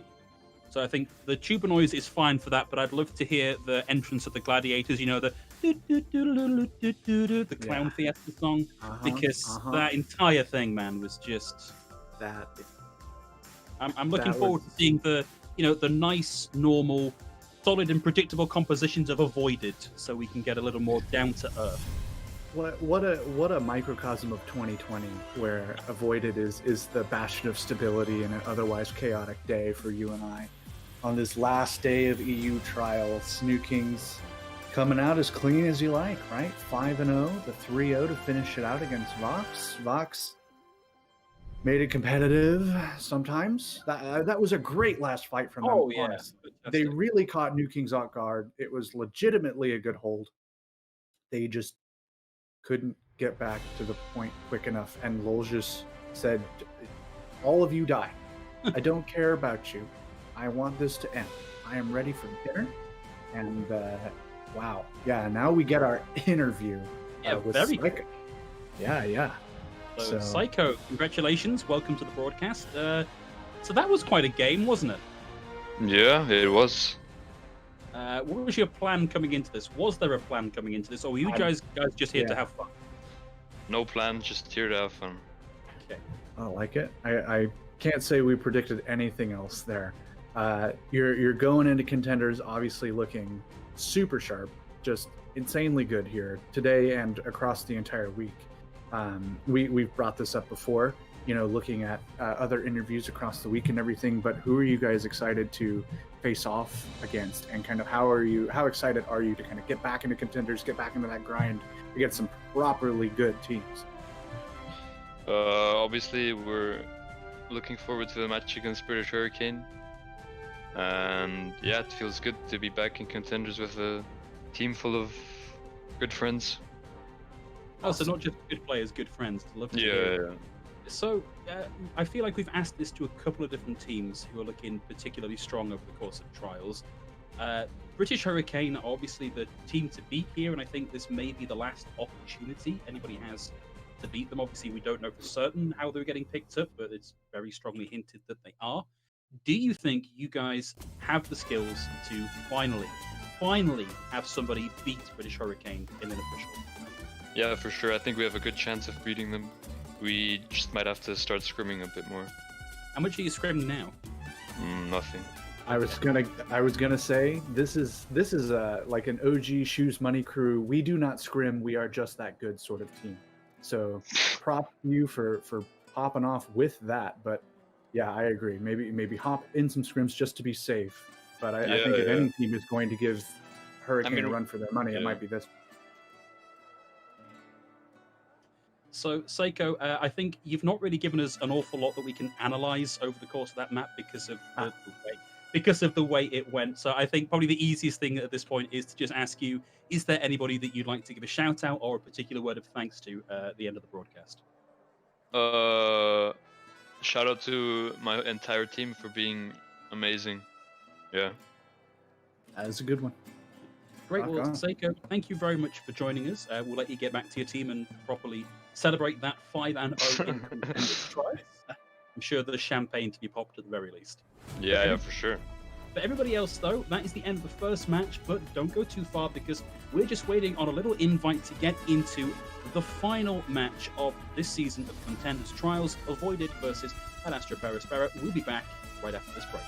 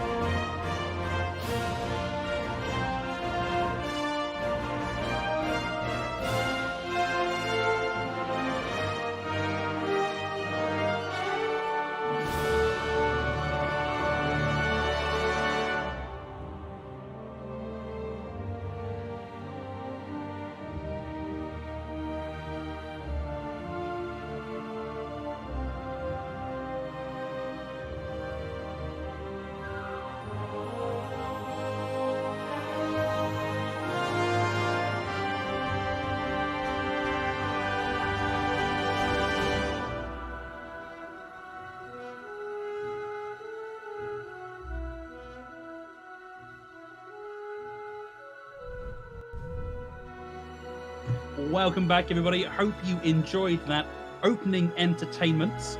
Now we should be moving on to something that I think is, in theory, a little bit closer. Avoided versus Ad Astra per Aspera. So all the A's coming up in this matchup. Yep, hope you've been practicing your vowel enunciations because we're going to have a lot of them. Avoided coming through and weirdly maybe giving us a more stable match than the one we just saw, which is a sentence no one expected to say at the beginning of this week, I think.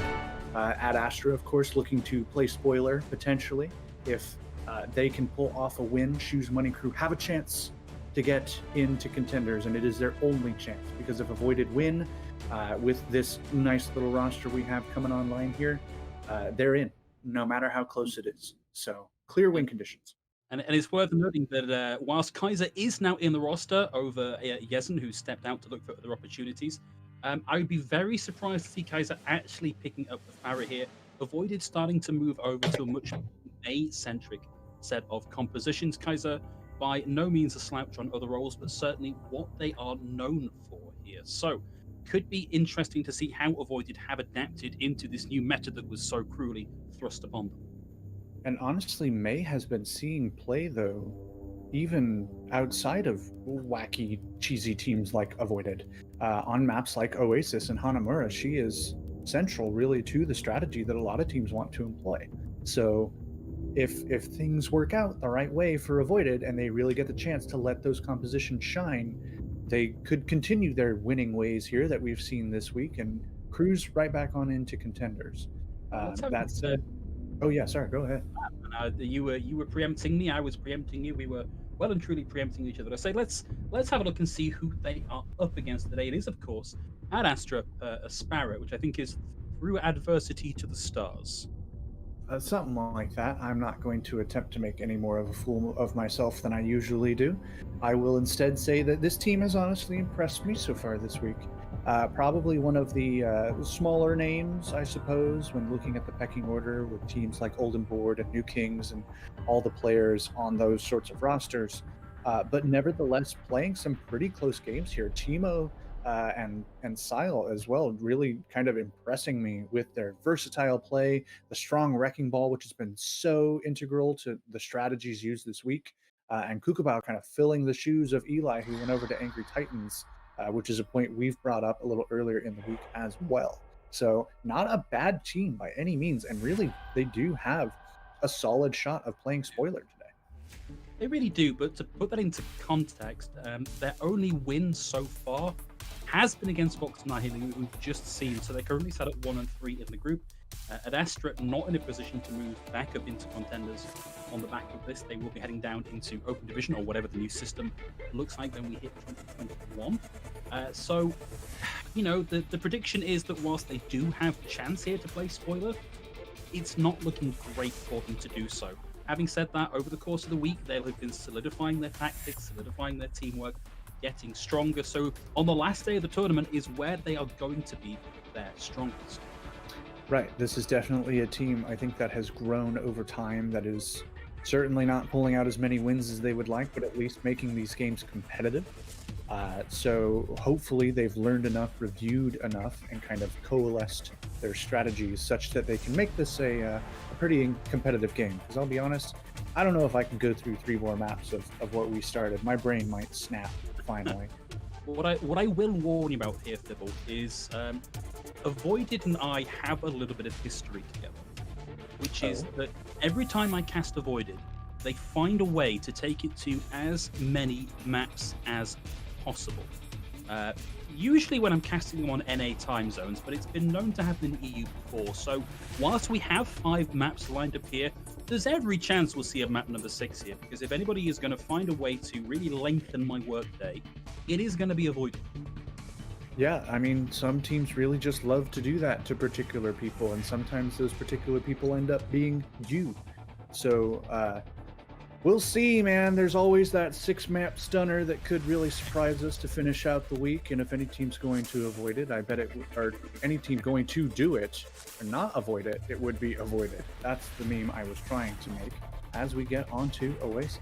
Well, we got there in the end. Yeah, Oasis is going to be the play of the day. And if you are new to this, if you've not been watching Overwatch Contenders Trials, it is, of course, a set map, set day per day. There's no winner chooses, loser picks side. It's all going to be going through this particular map set, which we got as far as Icon Forward with the previous one.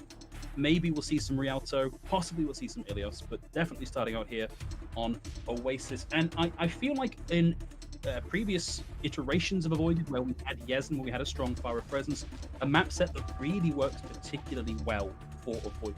I don't know how much they're going to be able to adapt into this map with their new style. I've yet to see them play it. Right. I think it's going to be about establishing momentum on the areas where Mei can get the most damage done, if they're going to be running those Mei-specific compositions as you predicted. Because if they can build up that momentum and do really well, for instance, on Oasis University, that submap where Mei can really take advantage of choke points, and then go on to Hanamura and do the same thing, some good TP Mei strats or something to that effect. If they can build up a 2-0 lead, even if that Mei is weaker on the icon world, it might be too late. They might have enough of a lead, enough confidence to really move forward and just break over the rock that is Ad Astra.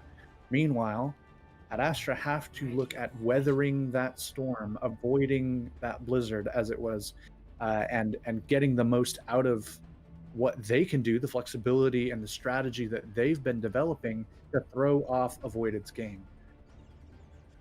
Sorry, I don't know about you, but I was watching the names dance there for a second, but I think we're about ready to go in here.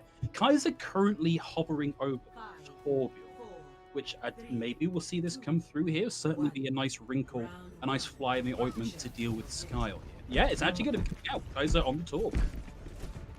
Counter against the Tracer and the Echo, honestly. So a good scout there, even if it wasn't intentional. It's also just a nice cheesy pick that definitely suits Avoided's playstyle. Now Ad Astra have to think about how they want to approach this with essentially a 7th man on the field. Balls out from both sides. Ball and Timo picking up that particular hit, and Kaiser's turret's going to go down. And Classic, Ken with the first frag here, able to find Mayday. Ken on the Tracer now halfway towards having that ultimate already. A lot of work being done. Ball with the knock-up, the knockdown, the pile drive, and the follow-through as his teammates swarm towards him and secure the DMAC and the pick onto Hazards. Ampey's going to fall to here, but I feel like the damage has been done, and we're looking at the cap for Avoided. Yep, nice easy cap. I think, like you said, that Torbjorn really providing an interesting wrinkle. Perhaps Ad Astra prepared for the Mei, going for the Echo to kind of avoid that the endothermic blaster, I should say. But with a Torbjorn just firing anti-air shells, it kind of gets a little more difficult. So Ad Astra back to the drawing board here, kind of pushing up on the point, but also have to worry about all the flankers. Mayday going on a flank says, I'm not scared of you, Ball. Come get it. Wow, Ball in a little bit of a problematic situation there. 3v1, but able to get out of that fairly quickly. NJ is able to find Kookabow, and it's the 5v6 one more time, and Avoided in control. I'm Special, I think, hasn't had a lot to do here. Relatively low energy, not a lot of ult charge. I think the rest of his team have been winning this around him, and he's just here providing backup. And he's going to find Timo here, but Kookabow will have the pulse bomb ready to go. Skylar's able to find Kaiser. Pulse Bomb goes out, won't find anything, but forces avoided back off of the point. Mayday is going to be using the Transcendence here to buy his team a little bit more time and space. Ken stunned out of the Pulse Bomb there, I think. Won't find the pick, but did at least get the D-Mech onto Hazox. Yep, I mean some small takeaways here for Ad Astra as they get the pick on the ball, as they get the D-Mech onto Hazox, but Avoided are always ready to get back into this. And Ad Astra are finding picks every now and then, finds someone to take out of the fight. Kaiser comes in with a Molten Core, able to find Mayday here, finds the D-Mech with a little help there from Ken. Avoided are still keeping this contested. They don't have the numbers, but they could easily grind this out to very close to last fight territory. All's able to find Hazox, and he gets the run through one more time. Finally focused down, but Ken now tags onto the point to start building up that percentage. 87-0, and Aspera have a long, hard slog ahead of them. Sky on the Echo is going to pick up the duplicate, brings out the Tracer, and now has to go and hunt down somebody to do something with on this one. Gets immediately knocked out of the duplicate just as that Pulse Bomb was coming online, and the chase is on to deal with Sky. Kukamau was there to add a little bit of pressure, and Ball decides better have taken that engagement. Rolls out, rolls back in, ready to go back through I'm Special. Now has the Graviton Surge online and ready to go. There's the Pulse Bomb, and I'm Special converts that into charge. 93 on the meter. Ready to de-mech Hazox and then have the freedom to throw in that Graviton Surge. Team was going to go down to I'm Special here as well, and Avoided look to swarm back onto the point. Hazox focused down, de-mech one more time, and now Ad Astra have to fight to get back onto the point and keep this going. Hazox is going to go down here. Ken finds Aussie, and the flip comes through for Avoided. Just regroup as fast as you can, come back on whatever's quick. Aussie coming in close to that rally. Mayday as well, building up towards the Transcendence. If they can just get to the point and extend the fight, there is a chance. That Transcendence will definitely have to be used for the Graviton, and that difference in Ultimates as it comes out is the difference maker. Ooh, Hazox not in any shape at all there to get out of the way of that Graviton Surge, so loses the mech. Mayday now has to scrabble around the point, desperately trying to keep Teemo alive. Keeps him alive long enough to get the minefield and get that out on point. Ken lobs in the Pulse Bomb, but a little bit of a shield dance there from A&J stops that connecting. Teemo now playing in his own minefields here, back with the rest of his team, chasing out Ken. Pressures Ken out, and we have now got the flip for Ad Astra. But no ultimates to work with. It's not like Avoided have much more, but the rally, the Molten Core, and the Minefield could really be all they need. Style is going to need to get some major work done with this duplication and extend the fight long enough to start building up those tank and support ultimates again. I would not like to be in Skyle's shoes here, having to make a pick on who the best option to duplicate here is. Well, we've already got ultimates committed by Avoided, so Scar's going to have to pull the trigger, and it's going to be the Tracer. But he comes face to face with the turret straight away, and so has to back away. And he's struggling, scrabbling to find anything to do here with the duplicators, and knocks them out of it here. So nothing out of that one as Ball finds the D-Mech, and I'm Special gets the kill onto Hazox. Ball tags back in and is now just trying to pressure out Kukamau on the Tracer and stop them keeping this point contested. Chases them into the minefield. See the stun come through onto Ball, but gets a huge amount of adaptive shield. Keeps himself healthy on that one.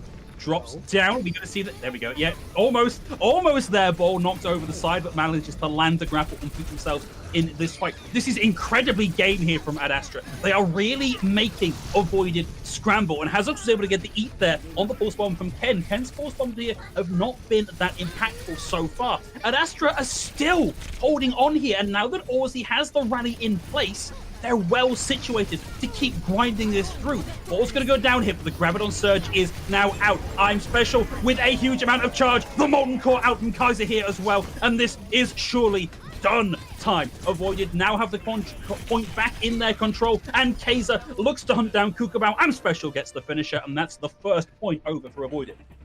And in that last fight, Avoided were just too far ahead on their ultimates. It's a nice, long, extended fight, which I said was going to be good for Ad Astra, but even with that amount of time, they weren't able to build things up effectively before Avoided were ready to pull out that Graviton Molten Core combo. Now Kaiser swapping over to the May as we get onto Gardens, which looks like kind of... City Center was the map you didn't want to have the May on. It made a lot of sense. And that Torbjorn got so much value. You saw that duplicate onto the Tracer. Skyle couldn't do anything because of that turret. That is exactly why you made that pick. And in addition to the fact that the May just isn't that good, but now Kaiser has a chance on his best hero to show us what he can do. Looking forward to seeing that one and how everyone from Avoid is going to be playing around this. So Kaiser for now looking for picks through the point, a little bit of early ult charge if possible, but so far, big old set of misses. An option here to get an instant pick on Kukabao if you can land the headshot just right. Ouch! Big rock to the face for Kaiser, and helping focus down Skyle. And now the DBS have been taken offline for Astra Aspera. Mayday's down here as well. Ball gets back up onto the high ground, and Aussie and Hazox take the dive for the reset. I mean, that's the smart play. Don't feed anything over. It might look a bit defeatist, but really it's the most efficient way to get back to spawn and not give anything over for free. So at Astra, at least are disciplined in their disengages, I suppose. But Ken's starting off so hot.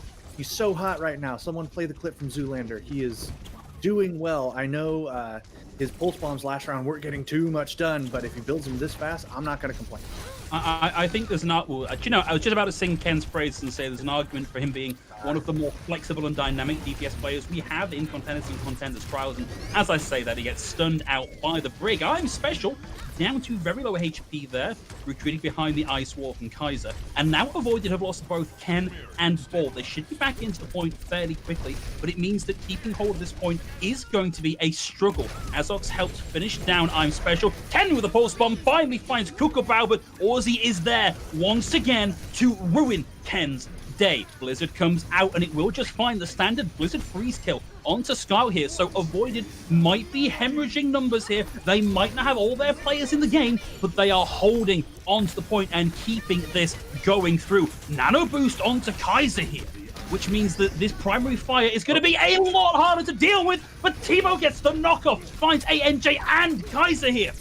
Surely, this is the point at which Astra have done enough to secure the flip. Ball is still here. He's still buying time on the point. He's gotten them all the way up to 80% here. And Astra have still not capped this point. No, Avoided, it's all about the stall as they finally give it up. Last fight territory still for Avoided. I want to talk about Timo and that amazing boop. I think he's been one of the better wrecking balls I have seen personally in this kind of middle of the pack here in this group this week. I think he has a really bright future ahead of him, just given the techs that he can get. But Ball, there's a reason he's named Ball. This is really what he's known for. I mean, look, nobody has done more to advance wrecking ball tech than Ball. You do not want to be in that mirror matchup if you can avoid it with anybody else. Timo's able to find I'm Special here, but another boop ball box Kukabao over the edge, and Timo's going to fall to ANJ. Skyle goes to the duplicate here, picks up the May. And a lot of that healing is going to help get that Blizzard online, but they need to survive just that little bit longer. Out comes the Blizzard. He survived to make that come through. Ken's going to find Aussie, but it's a brick for brick trade as ANJ is down. Kaiser did get the ultimate off here, but I don't know if there's been enough done here by Avoided. Skyle manages to get the DMAC onto I'm Special, and it looks to me like Astra are in a reasonable position here to keep holding on. Ken's going to go down, but as Ball and Ken get a quick 3k between them, the point is going to flip back. And it's Avoided are always down to be the last couple people in a scrappy team fight. When it's a 2v2, when you've been in the bar all night, and everyone's knocked out and it's just you and one other guy trading blows, that is where Avoided thrive. Their entire composition is built around stalling, scrapping 1v1s, and they are playing to their strengths. Azox will have the flux here, and now that they've taken Ball out of the fight, there's a nice window here to open this up, but it looks like that flux only connected onto Hampe. Hampe survives through that, was in the room with ANJ, who keeps them nice and healed up. Ice Block comes out from Kaiser, and now INJ has the rally ready to go, but Kaiser is no longer in the fight. Avoided are in control of it for now. They just need to win this one out, and the pulse bomb from Ken could be what turns the tables. Mayday's gonna have that Transcendence ready to go, so a stick on to Mayday at the very least will flush that out, but isn't the pick that you really wanted. Avoided are gonna back out here though. They realize that they can't take this point, and they're gonna come back and try this again. I mean, they've got the time and they're coming online with the ultimates. Re-engage with the rally, go for a pulse bomb, go for a nice minefield to kind of zone out and take some space. And then in an extended fight, bring in the cavalry. Kaiser and that Blizzard helps clean up. But at Astra coming online with a lot of ults of their own, including that Transcendence you talked about, which is going to be so key, but also the duplicate, also the pulse bomb, also the minefield. And in a longer fight, Hazox and Aussie are going to be right behind. No! Oh no! That's terrible news, and that's even bloody worse! Ken with a double on the pulse bomb! bomb. 3 down now from Astra. Aspera avoided, looking for a very quick cap here. We'll see the duplicate come through, but Ken tracks Skyle down, takes them immediately out of the DMEC. It was so quick, I didn't even see who Skyle picked up, and now avoided back in control of the point. It's 99 to 98. Hazox frozen and DMEX Mayday a little bit too slow to keep them in this, and Hazox is now dancing in the glowing light of the Transcendence, but there's no chance of survival for them. Avoided get the cap, and that's going to be 0.1 over to Avoided. And that whole last fight where I was trying to kind of hype up the chances for at Astra there. The entire thing was predicated on them getting some good ultimates off, getting value and countering Avoideds, because both teams had a lot of ultimates to work with. Avoided said, we don't need that. We are here to play in the neutral. We are here to scrap.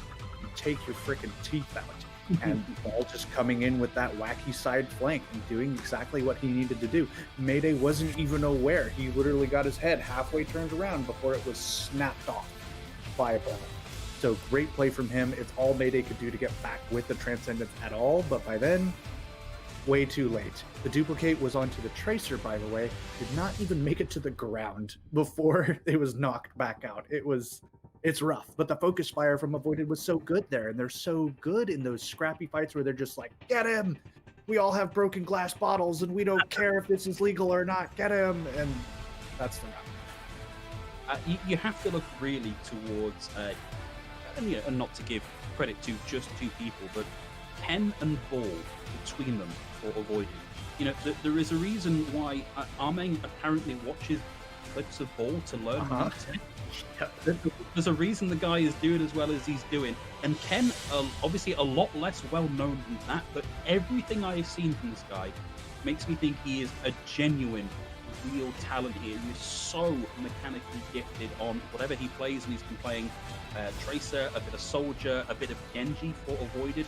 Like, for a team of one-tricks, somebody as flexible and mechanically gifted as Ken is an absolute godsend. So even having lost the core of their playstyle and having to now bring Kaiser in and find a new way to play, having Ken is a big part of why Avoided are still very much a force to be reckoned with. I'm going to make a comparison for you, and we're going to, as we look towards map 2 here, going over to Hanamura, which is kind of our set piece, our usual.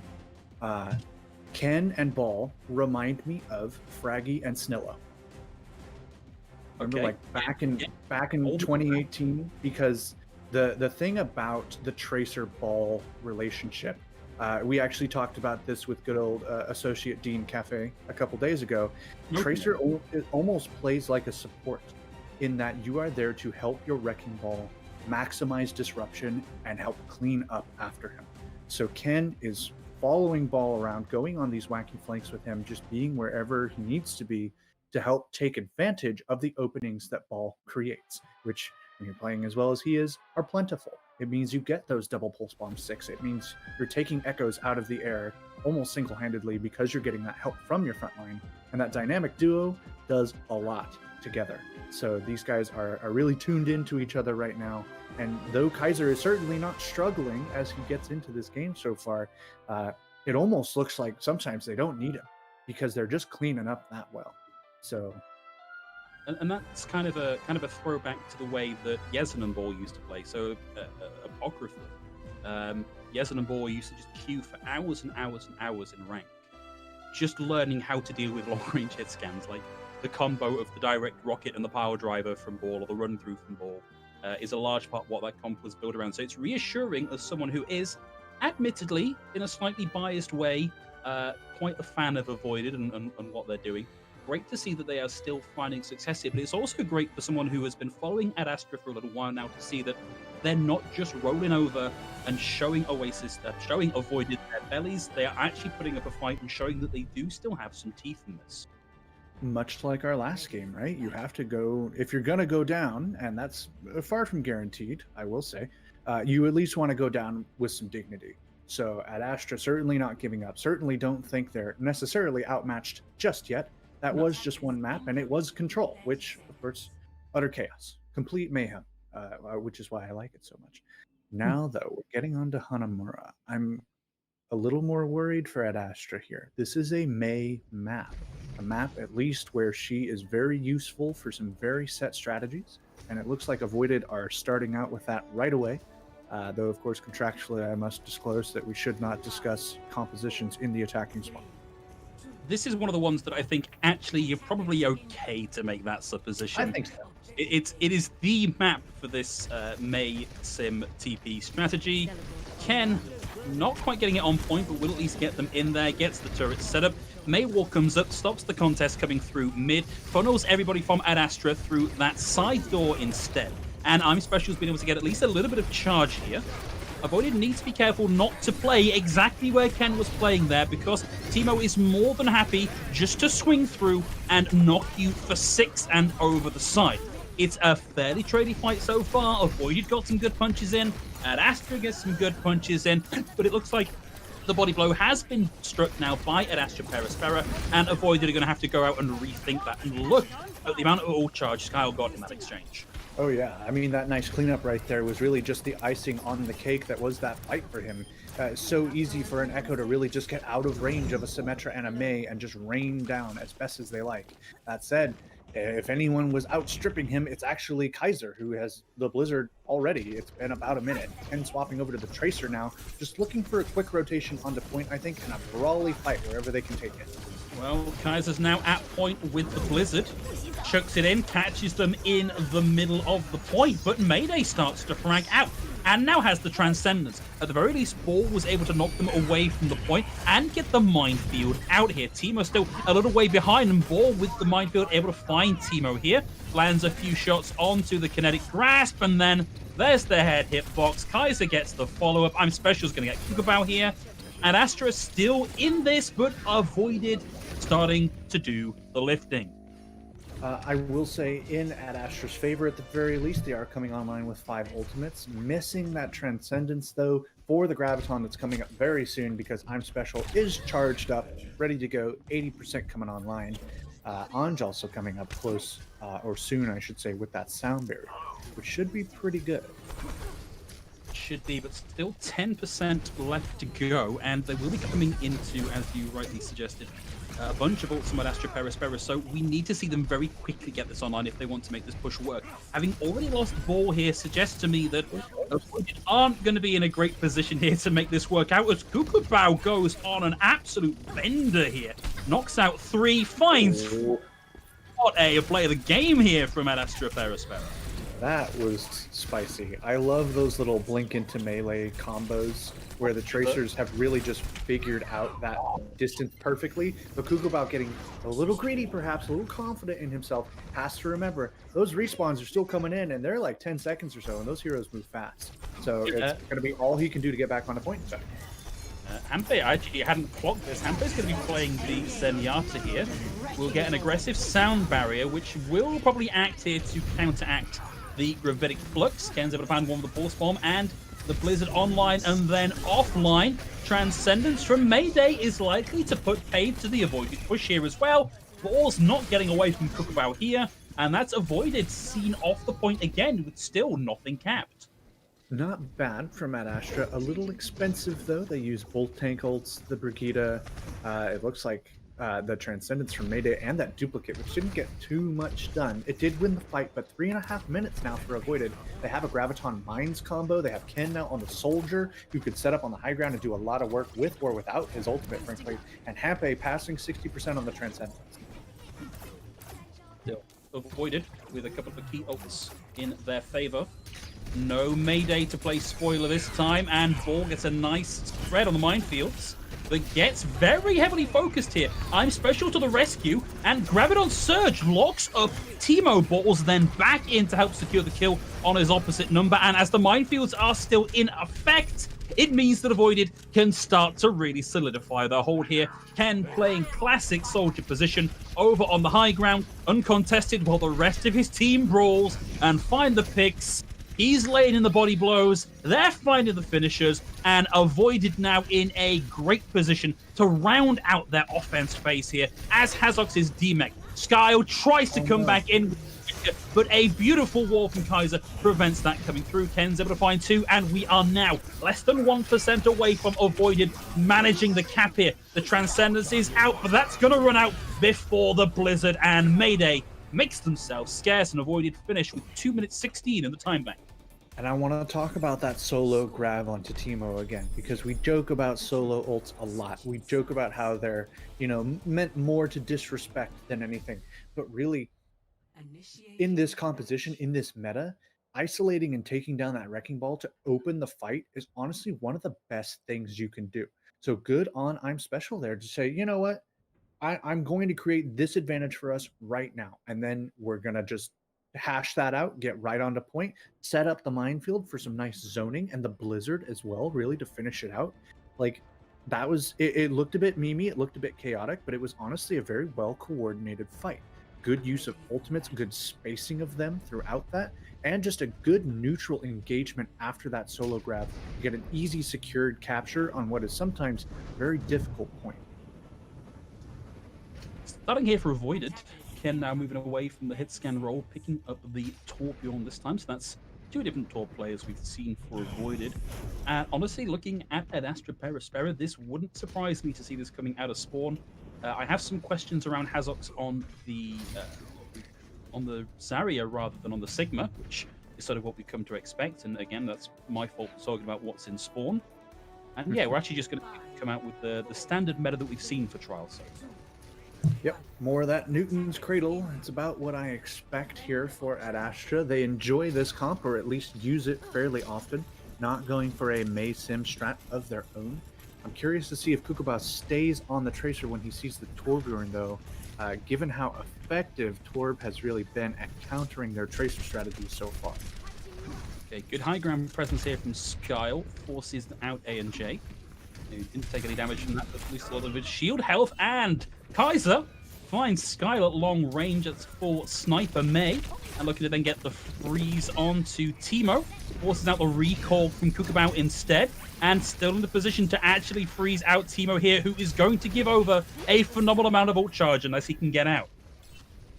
Right, and he does manage to escape, but in this meta, it's sometimes so viable just to play Bouncer and focus out the Wrecking Ball. Keep him from getting into those backline long flanks where he can really disrupt how you want to hold on the point. So good on Avoided, obviously, for understanding that and just saying, no, Teemo, you're not going to just run around and do whatever you want. We're going to stop you, and we have the CC to do it. Meanwhile, Ken just holding so much space on his own with the turret here in the center ground, taking down Hazard to start this next fight. Just got the health back in time there for Gen to keep him actually in this fight.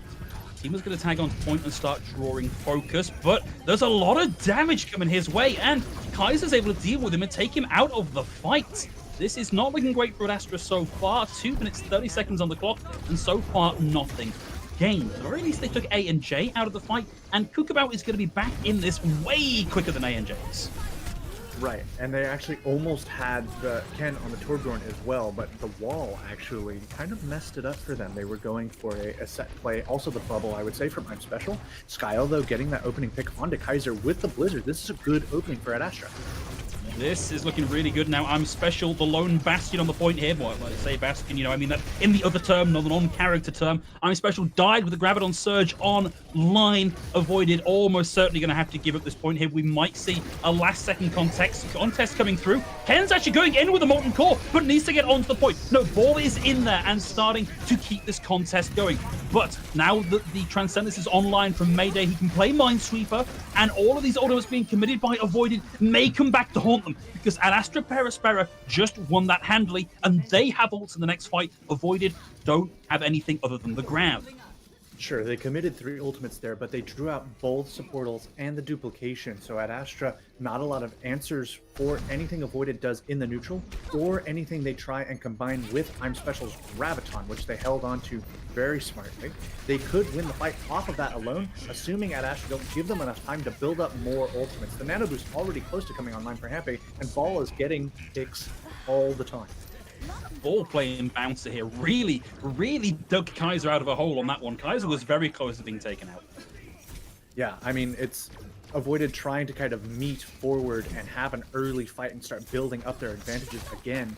Ad Astra luckily getting out of there mostly okay. Kukupao now swapping over to the Soldier, and Mayday building halfway up to that Transcendence again, to his credit, but avoided having these 3 big ultimates over on the right side of your screen.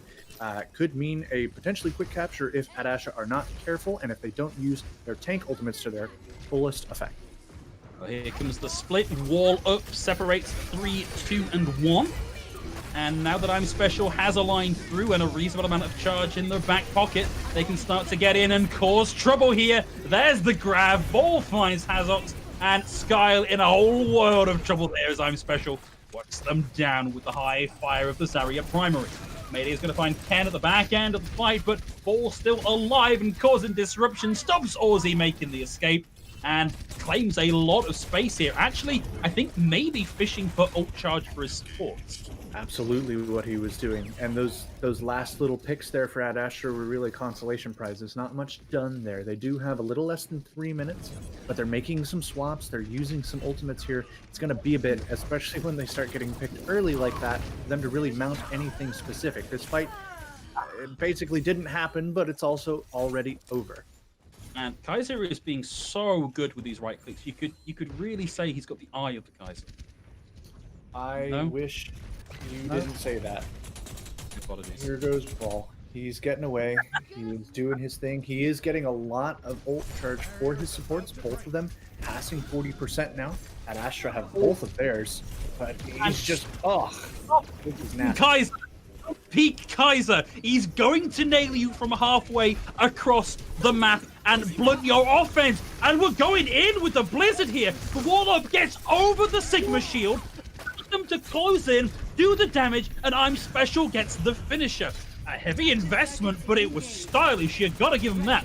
Skylar's on the point and has picked the duplicate, and this time it's going to be the Wrecking Ball.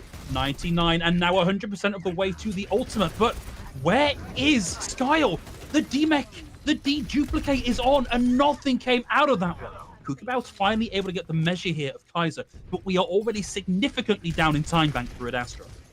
Yeah, I mean, that was it was a bit weird. I think they Skyle figured maybe that the rest of their team was a little closer behind, perhaps. Realized they had to get away and couldn't go in and drop that minefield because they probably would have died for it. So at the very least, to get out alive, there's a chance to start bringing this back, but avoided have their number at this point.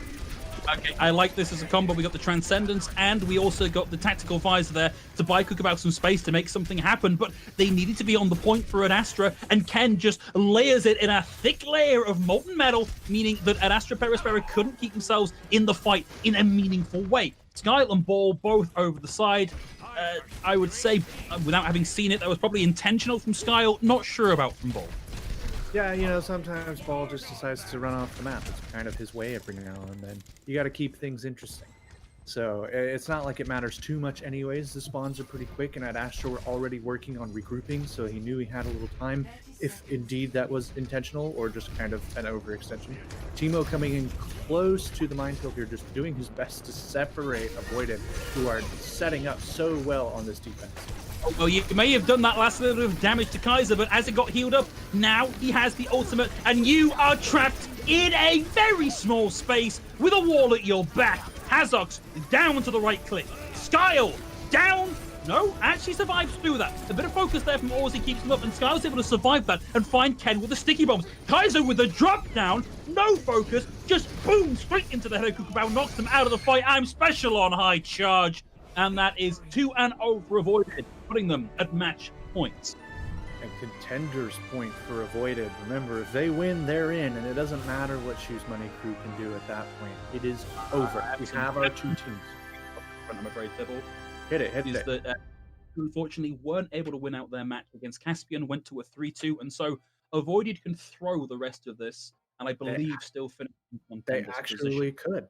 That's absolutely true. Even if they lose this match and get reverse swept, which would maybe be a little depressing, ultimately still not that bad because they're in Contenders. Thank you for that update, and congratulations to Avoided on your Contender spot. Now it's time to finish things out. I suppose these guys want to go fast and just get it over with and start prepping for the big boys. Potentially one, but we are going to throw it to a little bit of a break whilst we give our players a chance to flex their wrists. Don't go too far because it's not going to be a long break.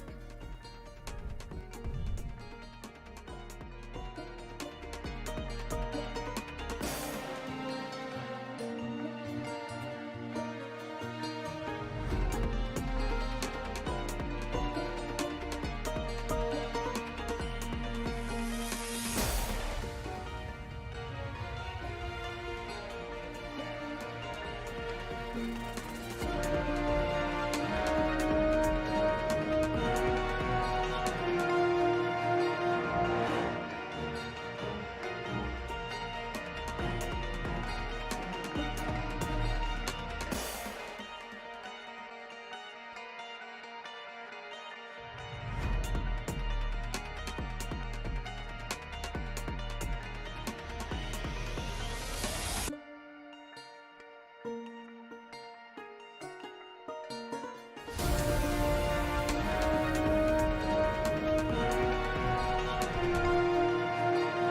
entire 60 seconds break. Hope you enjoyed it as much as I did. And in case that 60 seconds was too long and you've forgotten where we are, Avoided stand 2-0 over at Astra Aspera, ready to go into our third map, which is going to be Eichenwald. And with the pace that Avoided are resetting, I feel like we might not be at risk here of seeing Rialto, Thibble.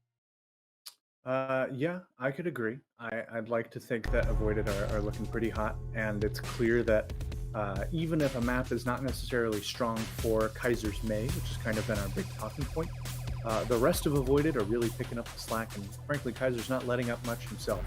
That Torbjorn on Oasis was pretty solid, but also, like we've mentioned, the duo of Ken and Ball and the support line there for Avoided as well, they're all playing to their strengths and playing a really good game. That Hanamura was a bit of a clinic in its last moments. So Eichenwald could be another one of those, or could perhaps be a chance for Ad Astra to not play spoiler, but at least go down with some dignity. It's maybe one of the unfortunate aspects of the way that Trials is run, in that because it's a predetermined map set, so that it's a level playing field for everybody concerned, there's no option to run the classic Avoided upset of taking them to Junkertown, where their comps tend not to work out quite so well. And this specific map set approach certainly working out for them today, because I think Eichenwald is a thing that is going to very heavily play into both Ken and Kaiser's style of play. And it's really going to be down to Ad Astra to see what they've got left in the tank that can start to really pressure them. Right, yeah, they have to bring out something either more of the same but better, or maybe some adaptations to try and throw Avoided off. It's obvious what Avoided are doing because they like running what they're comfortable with. So it's up to you, the team that isn't full of one-tricks and specialists, we'll call them, to kind of flex around that and see if you can come up with something that breaks through that barrier. At Astra, though, looking to come out with a lot of the same that we saw on Hanamura, Skyle on the Echo, Kukuba on the Tracer, a slightly modified Newton's Cradle. I'm sure I'll come up with an equally stupid name for it here in a minute. Avoided showing us a Genji. I don't think we'll see it, but I would like to see it. I mean, actually, this is the thing that Ken is particularly well versed on, and without Yezen in the lineup to absorb all of these nano boosts from Hanpei, actually, this is probably what we're going to go see. Yeah, Ken on the Genji is certainly something to watch. Do we call him Kenji? We have been known to call him Kenji, yes. Okay, I'm cool with this then. Carry on. But Ken, the Discord needs to hopefully hide out a little ways and get that off him so they can actually go in strong. Kaiser's able to find Skyle, but Ball, who is the main initiation and bulk here for Avoided, is already out of the fight. I'm Special is able to force the recall out of Kukubao, but may find themselves somewhat stranded here. Big wall will momentarily stop Teemo escaping, but the rest of his team is there to provide backup, and it's down to I'm Special to get out with as much charge as possible. And good on him, good positioning and good tracking, good on the observer there for catching that, because he was just keeping Teemo at arm's length, really using all of Zarya's kit to get as much damage as possible and walk away with that charge. And good on the supports, of course, for keeping him alive. Quite right, but look at the ult charge video. I'm Special and Kaiser both very close to having that on board. Go Ken's made the swap over to Tracer, and Kukubao on the Tracer is now down. Skyle down too. Kaiser just with a long range lob of the Blizzard catches them all on the stairs, and they just dissolve, crumble under the weight of the cold. That was more than a little terrifying. A lot of discussion around May and her balance assumes that she isn't much of a duelist, is that she plays in sort of like this death ball, just walks up and cleaves, freezes everyone. But when you have a May that can pretty much 1v1 anybody on the opposing team, it gets a little scarier. And I really see how Avoided have so consistently been making Contenders as we get into this next wacky fight. Wow, even if you didn't get any kills on that, the fact that you flush out the Transcendence here is ridiculous value from the minefield. I'm Special has to back over that pulse bomb and dies as a result of it, but look how Avoided are doing in the fight overall. Just look at the kill feed. You don't mind losing I'm Special here. No, you don't. It's perfectly affordable. The cart is still moving. The Tracer 1v1 is still going on and largely in your favor. Ken has that pulse bomb if he really needs to pull it out. Probably wants to save it. They also have a Graviton combo with that. At Astra, it's going to be all they can do really to stay alive. Sure, they have their tank combo, but Aussie is already down, so no beef from the rally there and not much else to do. Now no supports either. Azox is down. Skyle still can duplicate here. The pick up the Ana, won't find the Sleep Dart connect, and taken out of the duplicate. I don't like the lack of control. I don't like the rush to get that ultimate online because they already lost so many players here, and they're continuing to hemorrhage them as the map goes on. The payload's now on its final approach to the doors of the castle. I was hoping to see Skyle switch after an ultimate like that, but I guess it was not to be. I understand trying to clutch it out, but that was just not the play. Oh man, Minefield's just completely blocking up the left-hand door. Graviton Surge there as well. Won't quite stop the contest coming through. Aussie did get a lot of rally armor over the top, but Avoided are still finding the frags here. Mayday gets Kaiser, but that's it. The damage has been done. One last tag on here by Kukabao. Buys some space for Teemo to get back in, and they just want to burn time off the clock here. That's all they can hope for at this point. Oh, we do actually get the Lucio. Lucio's still on the card. Aussie knocked out of that as well. But that's it. And now 4 minutes, 20 seconds here on the offense for Avoided. I think there's a small chance we've lost Thibble here. Oh, I have been muted that whole time. I'm sorry. I was like, wow, Phil's just talking over me, but in reality, you could not hear me at all. Avoided coming online with a couple terrifying ultimates. That Blizzard has been doing a lot of work, even though Kaiser is also just scary in the neutral. At Astra, maybe stall out with the Transcendence and the Flux, and I like the swap onto Ash, too. I do, and that was actually a really, really big boot there with the whip shot, stopping ball, connecting with the power driver and finding the knock-up initiation to allow combos with whatever was coming that way. Kaiser's going to throw in the Blizzard here as well, but having already lost Ken and already having lost Ball, it means that it's not going to find too much value. And now that Kukabao has a big range advantage, he can start to farm up ultimates and start to farm up this Bob in the fight. And worth noting, Sky with a hammer kill. A&J taken down by the hammer. Mark of pride for anyone. Added to the list, that hallowed hall of hammer kills. Kukabao with the swap onto the Ash, like you mentioned, is getting a lot of work done off of the knockups actually from Teemo. Skyle over on the Torbjorn. This is not a duplicate, this is an actual swap. I actually didn't notice that. Going for zoning control and bursty kind of cleave damage. Ken, though, swapping over onto the Bastion, hoping to take advantage of the chaos as the Graviton, the Mines, and the Rally are coming online for Avoided. Kukabao takes one of those pointed little icicles to the dome. Has to drop down onto the low ground. Avoided are going to have ultimates in this fight. There's the Graviton Surge. Ball's going to have the minefield, drops it wide, and Ken gets into position, but won't be able to make that work. Skyle takes him out of the fight with a long-range click, but the payload, she's still a moving on, and Avoided are played up by the spawn doors and stopping the recontest coming through. 2, 3, 4 in the time bank, and Astra, Aspera. Let's see what you can do on your offense. And at Astra, we're so close to 4 ultimates there. If they had just been able, perhaps, to kite away from the Graviton, or Hazox had the kinetic grasp active, but he was taken out by Ball's minefield. So that kind of opening provided by Ball, that burst damage to just cleave through everybody in the Graviton, gave Ken enough space on the Bastion to just melt through before those ultimates could come online.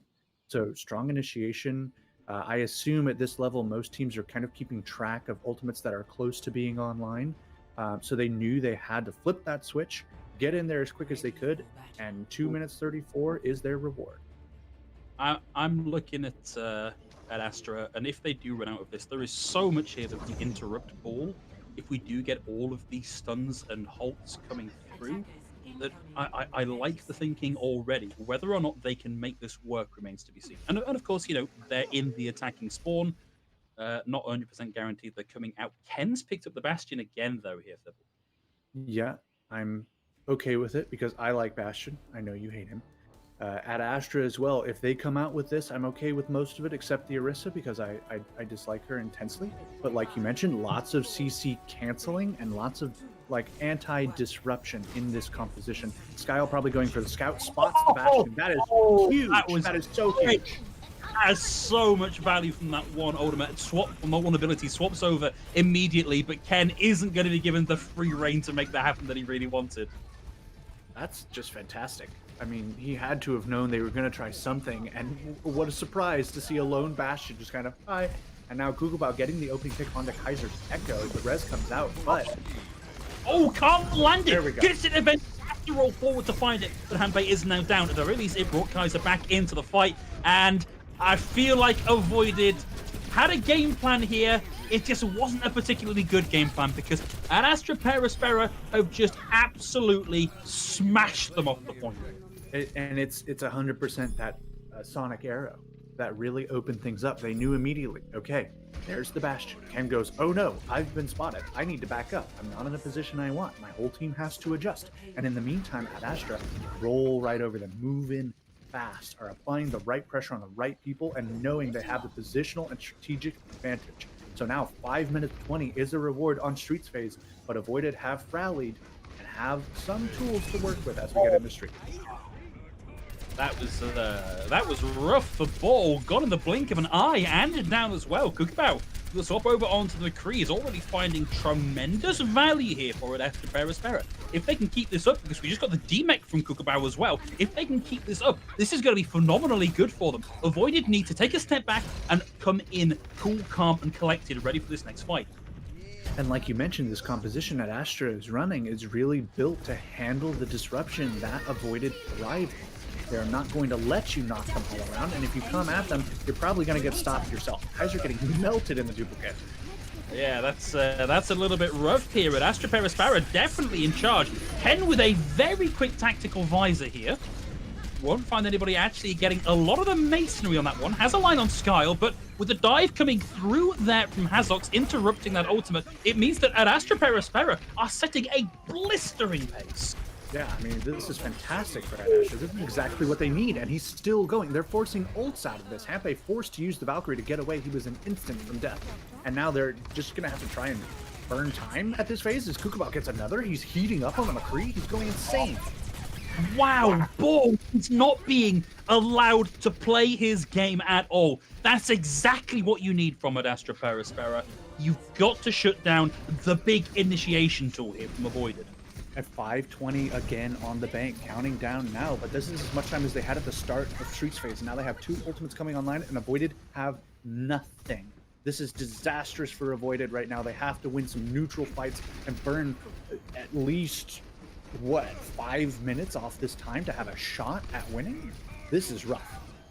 Really rough. This is exactly where you didn't want to be if you wanted a quick 3-0 for Avoided. Or at least we'll find a good pickup destination with the power driver, and I'm special finds Kukabao. And that is it already. The fight for Ad Astra Aspera has been blunted. We're going to see a couple of slow kills, Immortality Field down, and I'm special happy to try and chase a few last kills here. Skyle down. Now at Astra Aspera, the wind has been momentarily taken out of their sails. Right. Okay, Kai closing the distance. Farming up some charge here for I'm Special, but is going to have to get out of dodge pretty quickly because there is that High Noon online, and everybody makes themselves scarce. I think that's honestly one of the best ways to use High Noon in a position like this, in the geometry like this. Just get across that bridge without taking too much damage, and then walk in with the rest of your ultimates, and they have a lot coming online. We'll see the Nan boost come out. Mayday's forced to use the Immortality Field. And Special's ult's going to get eaten here by Hazox as well. And so far, it is just Constructs taken off the field. Kaiser's going to have the Blizzard here. Throws it in against the Maywall. Traps them all up in the choke. Won't get the freeze onto Timo, who uses the Fortify to get out of the way. Self-destruct, and Ball can't get out of the way of it. Regardless of whether Ad Astra Aspera can break through here, this has been a phenomenally good time buy from Avoided. They've already taken 2 minutes off this point C defense. They've rallied so well here. And it's all Timo can do to get away. There's still no guarantee that he doesn't get staggered right now, as well as Kukabao, who's just kind of running into the grinder. This is all of a sudden turned right back around. I said disastrous for Avoided a minute or so ago. This is looking pretty bad for Ad Astra. I think they need to take a second. They were so excited, perhaps, that great time bait coming in. We have a shot. We can keep this going. We can get a win. But it's not just going to come because you want it. You have to think. You have to play smart. So keep your level head, guys. This has been so good from Ball as well. Not just the initiation, but the scouting he provided there using that third-person mode meant that Ken was ready to drop in the Molten Core as they came through that choke. And even if you don't get kills, you burn another 20, 30 seconds plus off the time bank here for Ad Astra. They now have a worse time bank. Right. Time bank advantage now for Avoided, despite the blistering Streets phase. Ad Astra, though, coming in, they got to get this ball because he is going to run rampant for your team. There's a couple of picks already, but I'm Special was able to find Kookabow. And Skyle has been holding on to this Molten Core for a very long time. They've actually managed to get back onto the cart here, so Avoided need to find a way to get in and recontest, but they are a little bit spread out. Ball in the back with the initiation. Kookabow's going to go down to Ken. Skyle, buddy, you got to pull the trigger on that Molten Core. Something's got to happen here. He finally does it. Able to find Kaiser here as well, but the Gravelon Surge locks him onto the cart. Mayday is able to find Ball, so it's an advantage now for Ad Astra Aspera. And Skyle continuing to find value here with a Molten Core. Avoided, scrabbling, and no longer able to contest. Ad Astra Aspera finish, but it is with a significantly worse time bank than Avoided. Right, 48 seconds difference there between the two of them after a 5 minutes 20 getting into that phase. So good on Avoided, at least for stalling out that long. Ad Astra getting great value out of that Molten Core and really just kind of skirting around Avoided's kind of forward hold a little bit, forcing them back, forcing them in sort of a compromising split position and kind of just pulling things apart like a nice freshly baked loaf of bread. Now they have 146 to get as far as possible in these extra rounds and then hold that line to even get a map win. Otherwise, it's curtains. Do wonder, are we going to see more shenanigans here from Avoided? Clearly, Ken on the Bastion didn't work out the way they wanted it. They ended up giving up a point A way quicker than they wanted to. It looks like we're going to going back to something which, you know, it's not the meta, but it's the Avoided meta. Ken, I think, has been doing a very good job on the Torbjorn today. Absolutely. Yeah, I mean, we started talking out about his Tracer, but honestly, any flex DPS worth their salt these days has to be able to pull out a Torbjorn here and there when it's needed, much like a Symmetra.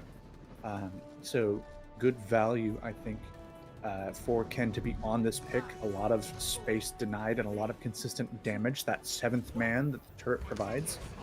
Skyle going for another Sonic Arrow. No Bastion this time. They can move forward with some confidence. Okay, so it's a Torb mirror here. Skyle against Ken. Azok's going for a swap, I think. Yeah, we're going to see them pick up the Sigma. Yeah. Shield. It's back to trying to shut down Ball. That's exactly what they want to do here. About getting some nice off angles here as they push towards the right side, though. Those sort of angles and that ult charge is what they need because the High Noon will force Avoided back and give them the space they need to get set up and provide consistent damage on the fight. If this was the start of the fight, start of the map, then taking these slow approaches and poking for ult charge, fine. I don't think that's terrible. But at this point, and Astra Aspera are burning through their time bank, and Avoided now have the numbers advantage and can start to drag out this fight. Ball gets the knockoff onto Teemo, and now we've got less than a minute for Astra Aspera to make something happen here.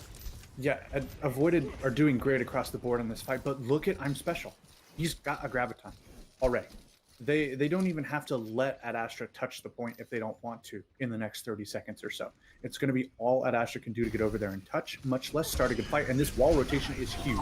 I love it. Up over the top, but ANJ misses the position. I'm Special has the grab, and a heck of a charge here. Ken finds Mayday, and the right clicks come through from I'm Special. But it's going to be Ball that falls here. Ball is able to find Kaiser as well, and I feel like Avoided have over-trusted that particular mission here, and Ad Astra Aspera are going to get a chance at running this through streets.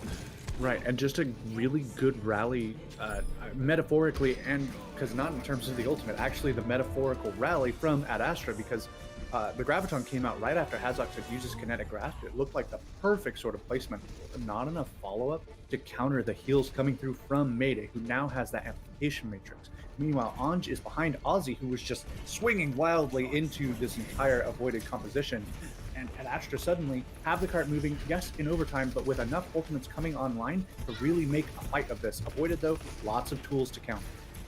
For Avoided, though, they've got to win this one fight, and we're going to start things off here with Ken using their Molten Core from the high ground. Separates out Timo from the rest of the team. They can't close the distance and start to find him. And between the Blizzard and the Mines and the Molten Core, Avoided say no further at Astra Aspera. This is hallowed ground, and you shall not pass.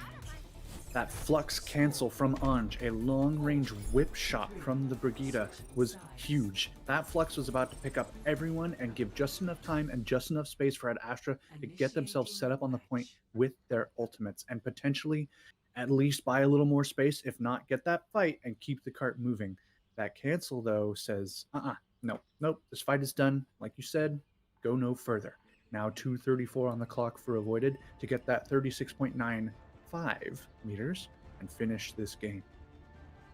And we saw on their first run through here that they pushed through. I believe they lost Ken on the way through, and then still Kaiser finds a couple of picks and they just go to town. And Astra Aspera needs to play so carefully here. They can't take risks because this is a map they can win, but they've got to play it perfect. I like the comp they're coming out with, though, on the defense, even with the Orisa. I must admit, they've been doing well on it. Kukabao is getting value. Ozzy is doing a ton, just like standing, kind of playing bodyguard for this whole little cluster you see here in the center of your screen.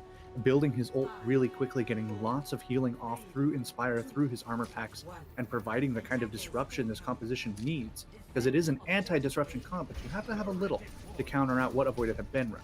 However, it looks like they've got some swaps and a TP that I didn't think it worked. I don't think that worked, but it was clever. You can combo the May wall and the TP, but looked like that might not quite have been practiced enough times. Maybe we see Ken make a swap. That's a shame. I feel like that would have been a real like meta Athena like wacky comp rotation moment. And now they just go right back to what we've been used to seeing. Ken on the Tracer though instead of the Torque. Let's see what they can do. Well, cheeky 12% of the ult charge gained on one initiation, already taken out the immortality field, so another 20 seconds or so before Melee is going to have that ready to go. With a big pile in ball, but will receive the stun, but Ken's able to find Timo. Aussie is down here too, and Astra Aspera really starting to bleed out here, and the bandages a long way back in the box in spawn. There's the first tick capped, and at Astra Aspera, they get one more good fight, or it's a 3-0. So a little less than a minute 30 here. No ultimates coming online just yet. Anj close to that sound barrier, but made it closer even to that amp matrix. He's about to have it as I finish this sentence probably. And that could be the one chance to stabilize for this team. Really melt through the wrecking ball and the shields and any of the squishies that you can get to. Oh, he's not going to be given the opportunity though. There is Ken harrying him in the back, putting in a huge amount of damage, using the Exo Boot to get to the high ground and start to pour in some additional damage over the top, but it's just not working out. It's too little. It's too late. We get the celebratory grab up into the high ground from I'm Special, and Avoided walk the payload through, take the 3-0. I think Ad Astra really wanted to set up the right engagement with the right tools there to have one last chance to establish themselves in that 80 seconds or so they had to hold. And Avoided said, no, we're going to put on way too much pressure. We're going to send Ken on the Tracer around the back line, put pressure on the Baptiste because we know he's the linchpin around this fight, force him to isolate himself, jump up on the high ground, amp matrix to try and keep the front line alive. But by then, it was too late. Avoided had washed over that entire front line, and that's curtains. And Avoided are headed back to Contenders, and Ad Astra are not. It's unfortunate if you are a person who wants every team in Contenders and Contenders Trials to win, because that's not how competition wins. I'm happy to see that Avoided haven't had the win taken completely out of the sails by losing Yezen. At the same time, I would have loved for Astra Aspera to have an easier opponent here on the last day, something that they could take at least a close game and walk away fairly happy with the performance, because it's a long off-season, Fiddle. We don't know when Contenders and Contenders Trials are coming back, and we don't know whether or not at Astra Aspera are going to weather that storm. I dearly hope they do. I'd love to see these guys back again next year, but a 3-0 on the last day of trials has got to feel pretty bad. Definitely, and it's going to come down to, are you as a team going to stick together, try and refine the process, maybe invest in some coaching, some review, really take the time to grow together, grind it out and rank, kind of build those synergies over time? Or are we going to see the classic tier 2.5 shuffle? A few players from a few of these teams will maybe make the Overwatch League, and then you kind of scatter and try and fill the holes in the upper levels as best you can. Many of the players from this team, I could definitely see playing for Contenders level teams, and if we lose players from Hurricane, some academy spots open up, and we start getting some really spicy movements coming through, because Hurricane, of course, have been rock solid this whole time. And the more of them leave, the more chaos it is. But speaking of chaos, we are going to get in. Never mind, he disconnected. We were going to get in I'm Special for an interview. We'll see if we can figure out his internet real quick while I vamp up the shuffle and chaos that is tier 2. It's we should hopefully have him back fairly soon. But yeah, the fact that we again may be losing Hurricane, some of Hurricane, most of Hurricane, we don't know. It really opens up it too. And it looks like we have got I'm Special back in. Hopefully we don't lose him again this time. I'm Special. Welcome to the broadcast. Congratulations. How are you feeling? Hello, I'm feeling pretty good. I don't know what happened just then. A little bit of technical difficulty, my Discord crashed. But It be Discording, but yeah, it happens. so yeah, I'm feeling pretty good. I like the fact that we did some new strats today. I'm very happy. What was the point? Is it the new strats? Because obviously this is a relatively new iteration of Avoided, having had Yezen stepped down from the roster. What's your new improved strats with Kaiser in the lineup? Okay, well, Kaiser is actually a very, very good player. Like, I am very, very shocked. He's got a really, really good aim. He knows a lot. I love his Mei personally. My moment with today with amazing Ken on Bastion and Sim Mei Wall TP, which was amazing. I think a lot of teams could learn some stuff. Yeah, certainly caught us by surprise. And to talk to what you were saying about Kaiser, the number of times people on at Astra were just peeking Kaiser, and he's like, "Okay, cool. Well, you're dead to a headshot." Was a little bit nutty to watch. Yeah, this guy, I don't know if you've seen him against Tracers. He literally he just pings everyone, headshots all the time. I don't know how he does it. That's pretty nice to have in your pocket, really. We've seen a lot of really good Mei players shake things up intensely. So good thing for Avoided to add to their toolkit as we head towards Contenders. Obviously, plenty of chaos abounds at that level of play. Plenty of fantastic teams on the board, and you guys are looking pretty strong. How are you feeling jumping into that tier of play again and trying to show what you guys are really capable of here in the last moments of 2020? Oh, of course. I mean, we're very grateful to go back to sort of where we came from. Of course, it happens that you drop down. It sucks, but we're back up. We're tryharding, as we do, scrimming every single day, 6 hours a day, bot reviews and everything. Avoided very tryhard. Yeah, that does sound like Avoided. Yeah, no, it's definitely Avoided. Yep. Yeah, that's the Avoided I know and love. Yep. The tryhard team that scrims 6 hours a day in bot reviews. Well, regardless of how much practice you may or may not actually be doing, I think whatever you have done is clearly working, because you guys are looking great. I'm going to steal Phil's last question unless he has anything else, and say, is there, now that you guys are back in Contenders, you're looking sharp, you guys are really feeling yourselves, is there anyone you want to shout out or say thank you to? I want to say thank you to Kaiser, honestly, for I know Lightbringer said this last time, but honestly joining us last second and just actually being I guess a key part to our team. He's fit in really, really well. He's super nice. He's really, really good player. And on top of that, Lightbringer for being an amazing coach and sleeping on the job. It happens. Time zones are weird. Don't hype them up too much, dude. Some Overwatch League team's gonna steal them from you. Oh, they should steal Ken. Did you see his Bastion? Yeah, that was great. Yeah. I bit where he got scouted out and had to panic to run back to where he could actually do that. Yeah, I thought that was fantastic. I like seeing his little robot legs run towards me. Well, special thank you very much for joining us. Congrats again on making it back at the Contenders. Looking forward to seeing you take this to British Hurricane next month, or the end of this month even. And yeah, can't wait to see how the rest of the trial run goes for you. Thank you. We'll try our best against British Hurricane, and yeah, you're welcome. See you. Yeah. Well, everybody else, I'm afraid that is now the end of the broadcast. I do believe the A stream is still going on, so there is a little bit more Overwatch for you to watch if you'd like to hop on over to the other Monkey Bubble YouTube channel and keep an eye on that one as it goes through. But from myself and from Fibble, and in fact from everybody here on the B stream here for Monkey Bubble on the Trials coverage, that's the end. That's the end of Trials for 2020. We don't know what's coming next, but we are excited to find out. Fibble, one last time, any final words for people at home? In this essay, I will. No, okay.